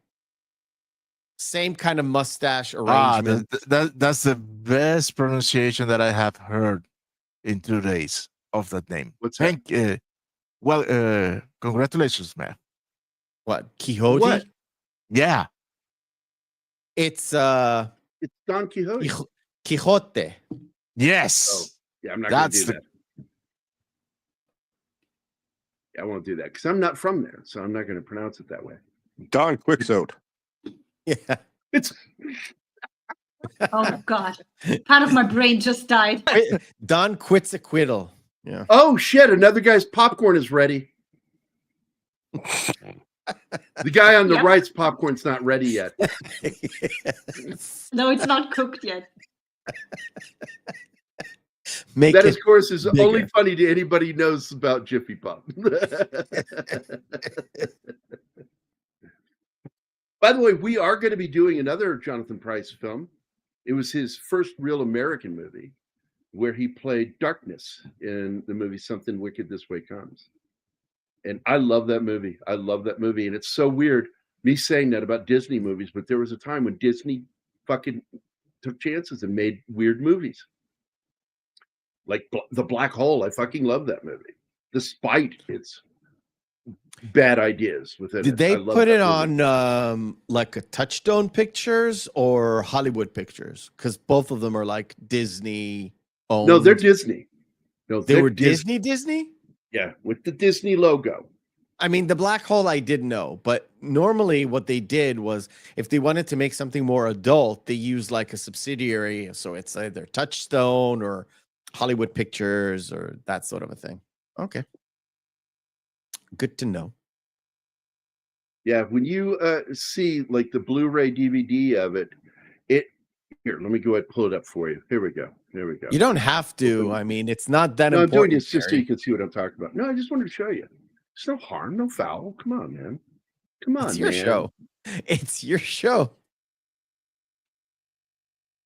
You're gonna make me cry. Here we go. Someday you'll understand why I'm saying things, Gary. There you go. It was proudly displayed the Walt Disney logo, and it tanked in the theater. It made its money back later on VHS and all that, but it is a far better film than the sum of its parts. And the thing that aggravates me is none of us have ever seen the director's actual film. This is the Walt Disney version because they hired a new person to come in and reshoot some stuff, and they pretty much fired the director. And you mean the Roy Disney version? Yeah, it's the Roy Walt Disney was alive for this movie. But it is a Walt Disney film, so yeah. But it's Walt Disney Studios that got pissed and didn't, because he delivered the film fully edited, and they're like, "This is a horror film," and he goes, "It's what you gave me was a horror film," and so they didn't like the music. Was the first thing to go. And they brought in James Horner, who basically rewrote the theme, the Imperial March, for the movie. And it is kind of the Imperial March, but I still like it. I've seen a movie yesterday that I commented that it kind of sounds like James Horner, and as soon as I said it, his name flashed on the screen. It was Legends of the Fall. I like that movie. And my But wife as I was refer like, to it as basically the R-rated Bonanza is what that movie was. It was okay, Bonanza, but R-rated. fine. Yeah, And my his wife was sons. like, how did you know it's him? And I said, ever since I started actually doing research and like criticizing movies for the show, I've encountered a certain pattern when it comes to like composers. I can tell you, roughly speaking, of the big ones, what they did and where they went to, because like certain brass, It's like John Barry. sounds like this guy. So yeah, certain ones. In fact, James Horner is notorious for borrowing from other composers, current living composers, and he borrowed heavily from a mixture of Wagner and Basil Poledouris for the theme for Schwarzenegger's sci-fi movie. We Can Remember It For You Wholesale. What was it? Total Recall. Total Recall. Yeah. Yeah, I remembered the subtitle before I remembered the title. Total Recall. Hey, We Can by the Remember way, It For You Wholesale. Before this continues too long and Sander either spams or go, there you go, Sander. I'm so lonely, so lonely, so lonely inside real alone. And But he's Don't also worry, been folks. going for the other one like an hour ago. Yeah. Did he go for Street? Balakalaka Street? Yeah, Bakalakadaka. I've got 5 terrace going southeast on Bakalakadaka Street. Yeah, come on, man. and for last, You can do that better. By what name are you known? There are some who call me Tim. What was this? I thought Buena Vista was one of Disney's adult subsidiaries. Buena Vista is actually Disney. One of those. Buena Vista is Disney Studios. Touchstone was the company that they bought so they could release R-rated movies. And the first movie they made was the Danny DeVito Bette Midler movie, Dirty Rotten People or something like that. I can't remember the name of that movie. Where they plot to kidnap Bette Midler to ransom her, but she and was Danny in DeVito's on it, character. right? She was I in on, know or what she you're talking gets about. no, she wasn't in on it at first. She gets mad because he won't pay the ransom, Yes. and so she joins forces with Judge Reinhold and the other girl. I think that's Judge Reinhold, the guy I went to high school with.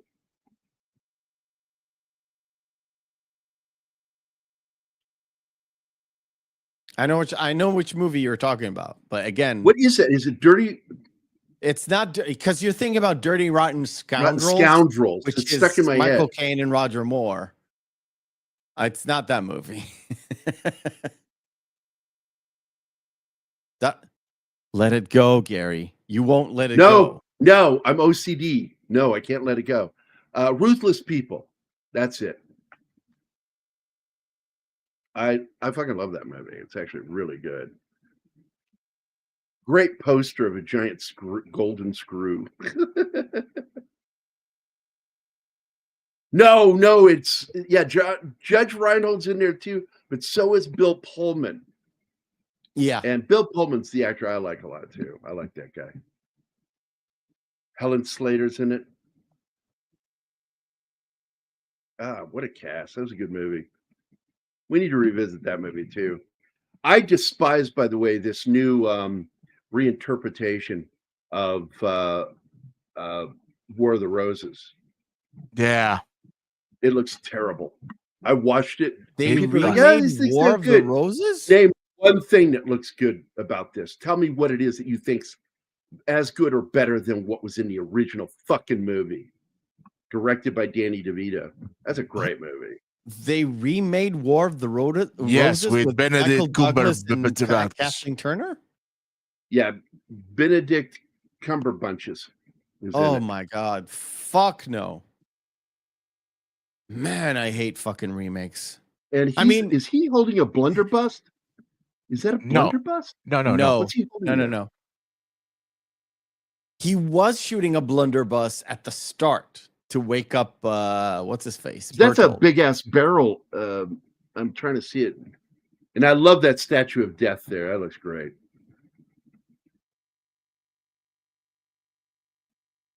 No, it's was a waiting for it to- long ass rifle what he's using there. I was waiting for him to say the salmon moose. Is that the same rifle that Adolphus uses, or is that a different one?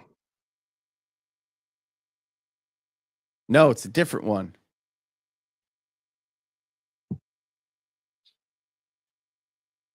Adolphus uses like Look. a weird long blunderbuss looking kind of thing.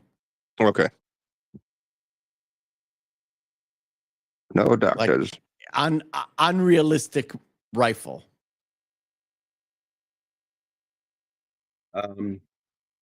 So I've been told a couple of times I resemble Judge Reinhold, but I never saw it. Well, I don't see it either. It's okay. I don't see it either. Yeah, I don't agree. Tell I them. mean, they're I full don't of look shit. like Adam Sandler, but people keep saying it. So. Oh, but when you do this thing here, when you do this, and your chin sticks up and your smile goes up your nose, fucking Adam Sandler, dude, All all right. the way. Cool. Maybe that is. Maybe that's it. I don't know. That's why I said it to you today, I because still you don't were see it. straining with your microphone and you doing that. And I went, morning, Adam Sandler. Absolutely fucking nailing it right there. I still don't see it. I'm looking at myself right now. I don't see it. Most people can't see it when they look like somebody. I always saw it with myself that at certain angles I look like Stan Laurel when I was younger, and I smiled. I looked like Stan Laurel from Laurel and Hardy. And I thought that was kind of cool. So I went as him one Halloween. You look like Mephisto. the Mephisto without the E at the end. Exactly.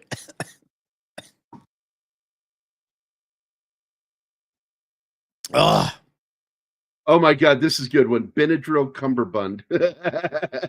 I like him. I like the actor, but War of the Roses is it's a Not very 80s movie. Very. And the issue with that movie also, it works on the premise that you've actually seen the other two movies with that trio in mind, because they're so in love with each other in those movies, or they end up really liking each other in those movies. But when it's War of the Roses, it kind of falls apart, setting you up for the 90s. It's weird in that way, but it works. So yeah, it's so many of the people working on it worked on the previous films. Danny DeVito was in them. Yep. And this time he served as the director.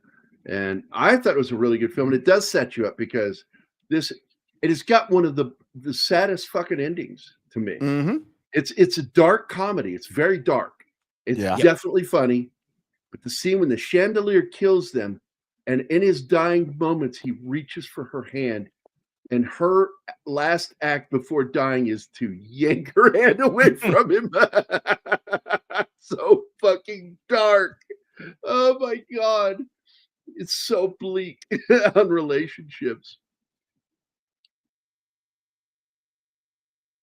That'll be an interesting hypothesis. How do you expect to do that, Bush? How do you expect to figure that out? What scientific method are you going to use to figure out if she had bigger shoulders than me? It's a thought. Yeah, he forgot he was on the show. That's why it took him so long to respond. Well, no, I was just thinking about the movie, not Jiffy Pop. He's not used to being on the show. Yeah, I know. He's so used to being in the chat going, oh, wait, I'm on the show. I can answer him. Well, no, there's this delay, and I've gotten snapped at like 3 times, and I don't know where the delay is because it looks like you're finished talking, so I start talking, and then unbeknownst to me, there's this delay, and someone else is speaking at the same time. But from my point of view, you're done talking and no one else is talking, so try to say something and get, Shut Right. up. Certain point of view. Let it go, I have the Martin. same It's not problem, going to Bush. work. Yes, Ray di tutto. They are related by one thing, corn being a major part of the product. She was so gorgeous back then. She really was. Still is. Still is. Yeah. Yeah, I'm She's like, not a really pretty cute. She's kind of cute, but I wouldn't say she's pretty. I think she was pretty through the 90s into the 2000s. And by the end of the 2000s, I just thought she looked weird. She's still a great actress. I'll watch her when she's in stuff. I love the Kill Bill film, the first one. Second one's Gary, okay. Gary, you should rewatch Mad Dog and Glory and tell me about her nostrils again. No, please, Meth, do not encourage God. him. Don't get him started. What? What's Why? wrong with Mad Dog and Glory? Her nostrils. You is what's wrong son with of a bitch. It was not. son of a That movie bitch. was. I got to tell you, that movie was not treated well when it first hit theaters. It did not do well, and I thought it was a much better film than what critics gave it, and the box office showed. And if you go and you look at it, you'll see really it's got some terrible fucking scores. It's got a 6.2 on IMDb.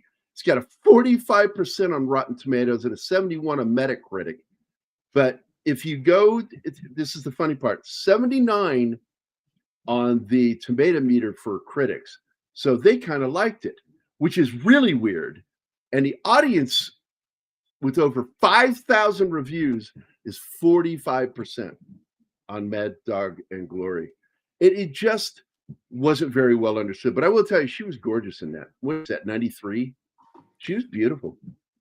I'll tell you what it is. You have a movie with Robert De Niro and Bill Murray, and Bill Murray does a better acting job than Robert De Niro in this movie. He did. Hands down, Bill Murray is the best part of that movie. And as I recall, he's the gangster, right? He's the gangster. Yeah. And De Niro is like the everyman kind of guy.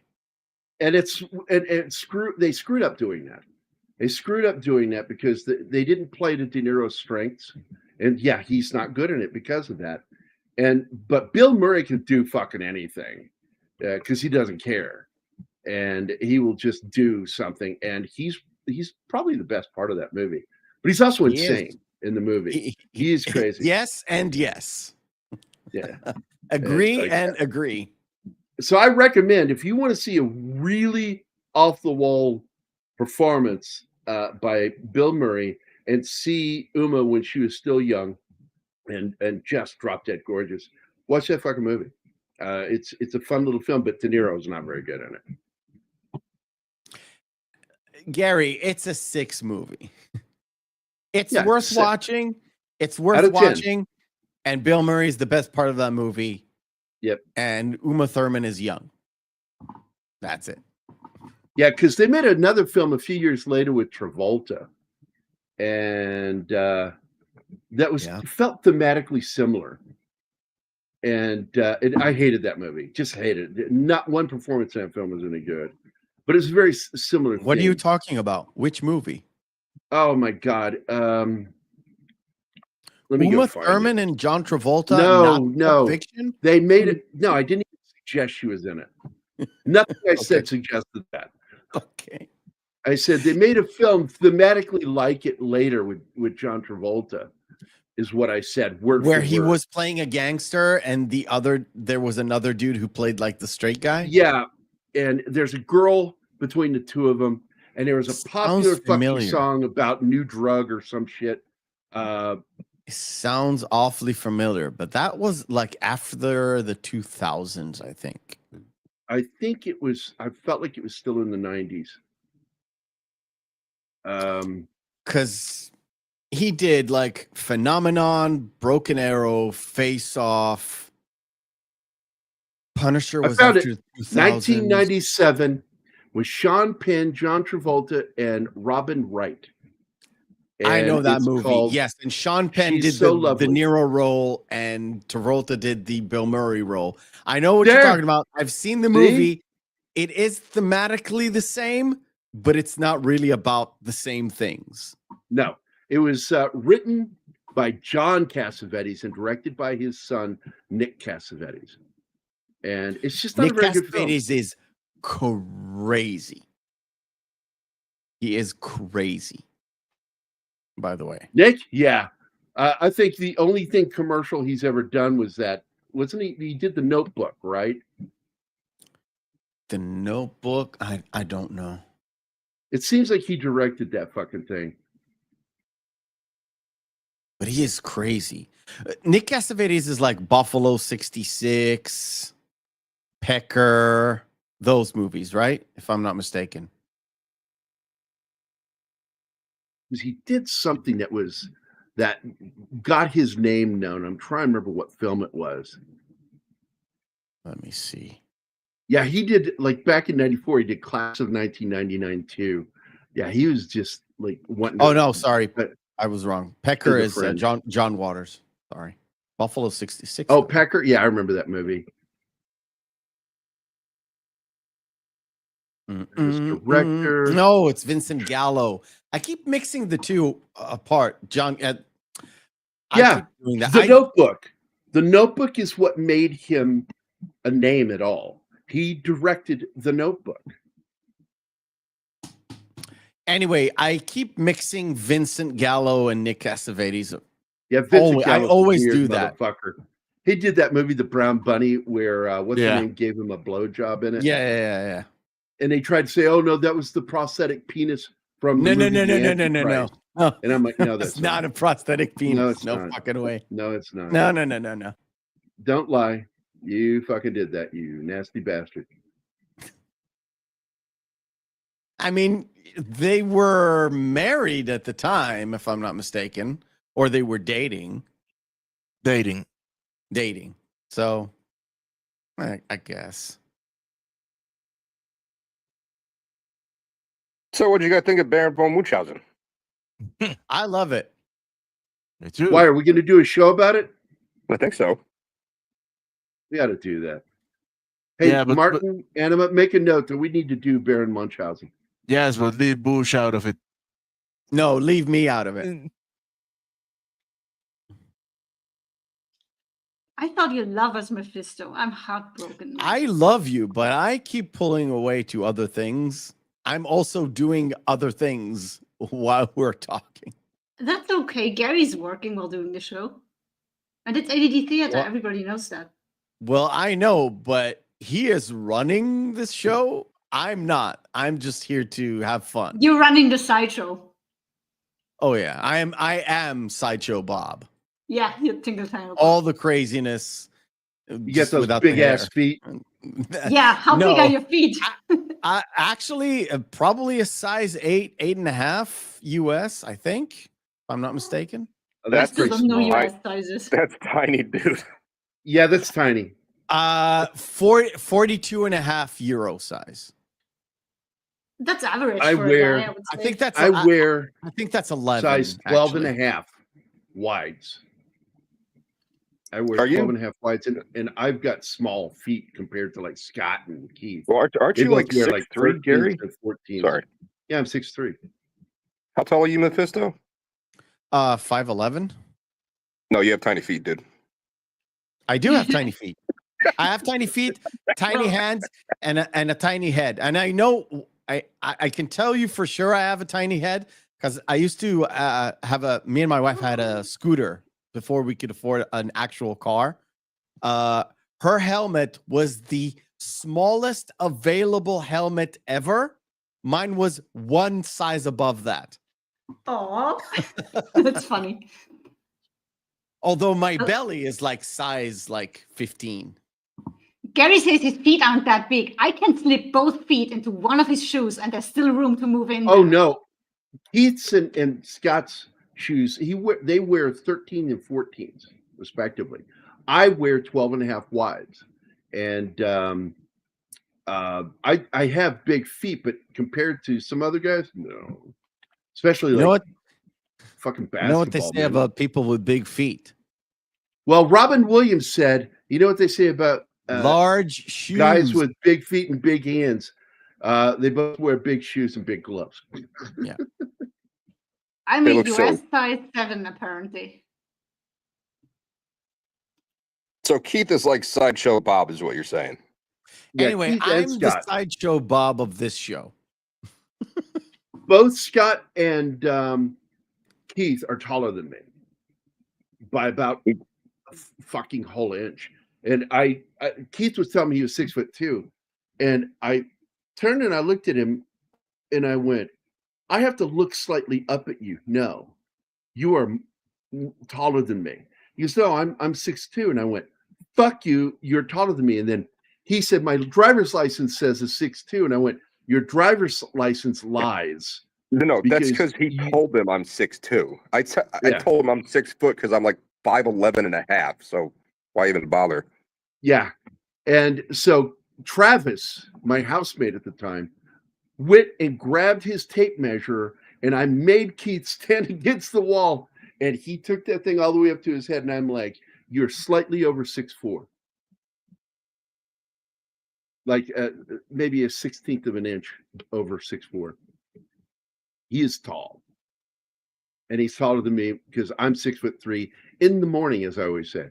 The nurse will ask me, "And how tall are you again?" 6'3" in the morning.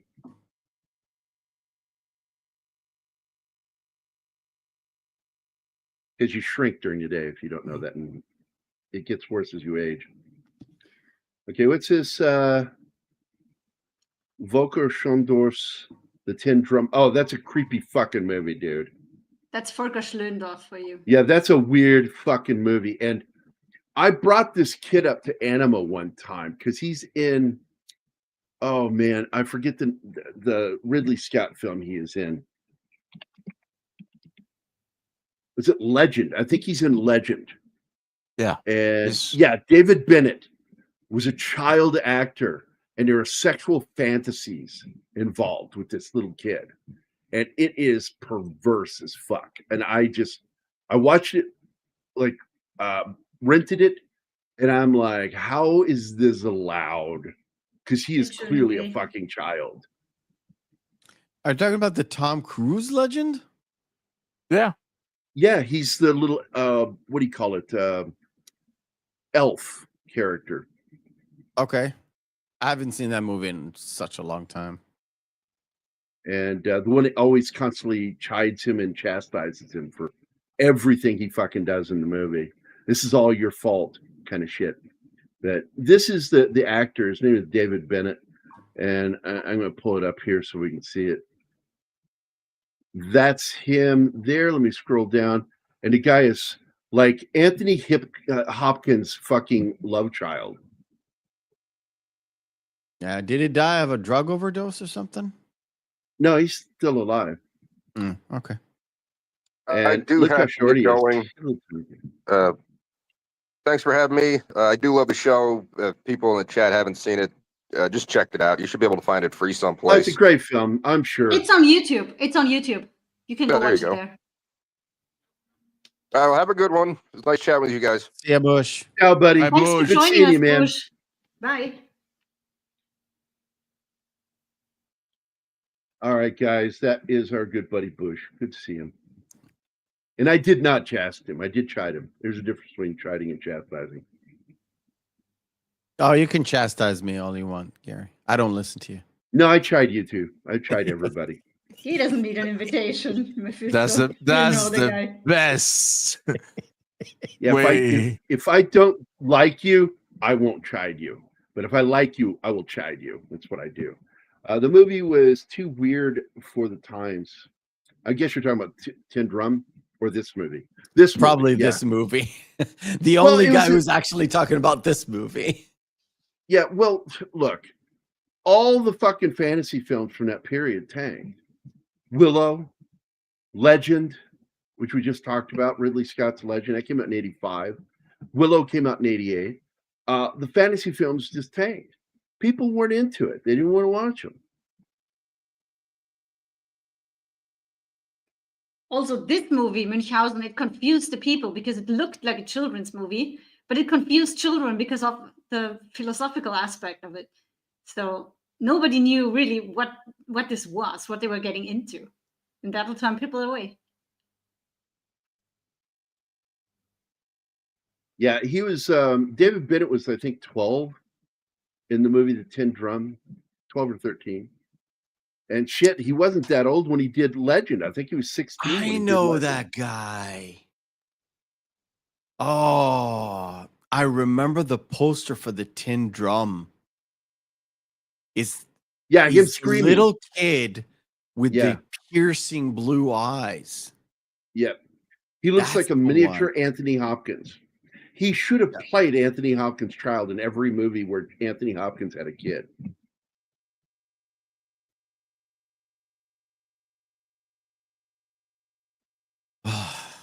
Anyway, guys, it's 1 o'clock. Yeah, we need to wrap up. I was just reading stuff. I need to go. Making sure we don't. I mean, I'll wait until we're done, but yeah. He did the same thing. He says here, 6 foot in the morning. Yeah, the fucked up joke I made one day was I took the thickness of my body and the size of my wiener, and I said so many inches. I went, oh, you mean after I get out of bed? Gambit says, bye, Boosh. Take care, everyone. Yeah, we're going to get out of here. I'm done. I'm fucking done. Stick a fork in me because it's fun. I mean, I'm done. We're going to get out of here. So, Martin, anything last that you want to say about this movie? I love this movie. You highly recommend people seeing it. Yeah. Right? Mephisto, I've already heard you. Any last thoughts, though, before we go? If Nadia is still in the chat, watch this movie. Absolutely. She's probably came in, gave her a thumbs up, and left. Anima Confusa, one last thought before we go on this movie. First watch for me today, and I fucking loved it. I had so much fun watching this. Go watch it if you haven't seen it already. I've made a Terry Gilliam fan, except for anything that's Kafkaesque. Oh, fuck Brazil. I'm not going to finish this She's movie. going to watch it. Yes, you are. You're No. going to watch it. You're No, going to Mr. watch it. I'm You're not. going to I'm watch not. it. I'll just will mute I and will go do it off on camera and date walk night. away from my computer. I will do it on date night. Yeah, then you can date yourself, asshole. Nope, you won't do that. I want an airship with a balloon made of panties. Don't you mean pantaloons? The height thing actually affected me because I was not eligible to go in the old guard if they measured late in the day. I was also told that there were certain jobs that I was interested in that I might be too tall for when I was in the Army. I was so big, Alpha, I had the largest size BDUs that were made, and I had to have them altered because they strangled my fucking biceps. Because I had 18.5-inch biceps when I went in the Army, and they had to let the sleeves out because it wasn't so bad when the sleeve was down, but when you do a proper military roll, it was like a tourniquet on my fucking arm, and it was crazy. They tried to say I was obese, that you're too big. I'm like, I've got 13% body fat on me back then. I'm like, fuck you. So they pulled the caliper out. I was one of the first guys ever calipered in the U.S. Army. They calipered me because that wasn't really a thing yet.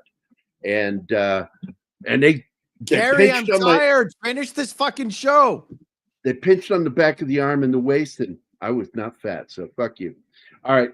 Hey, Mephisto? Yeah.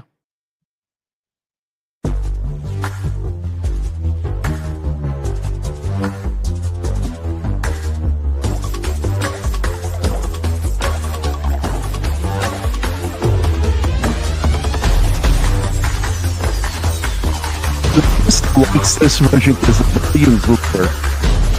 You will respect my authority.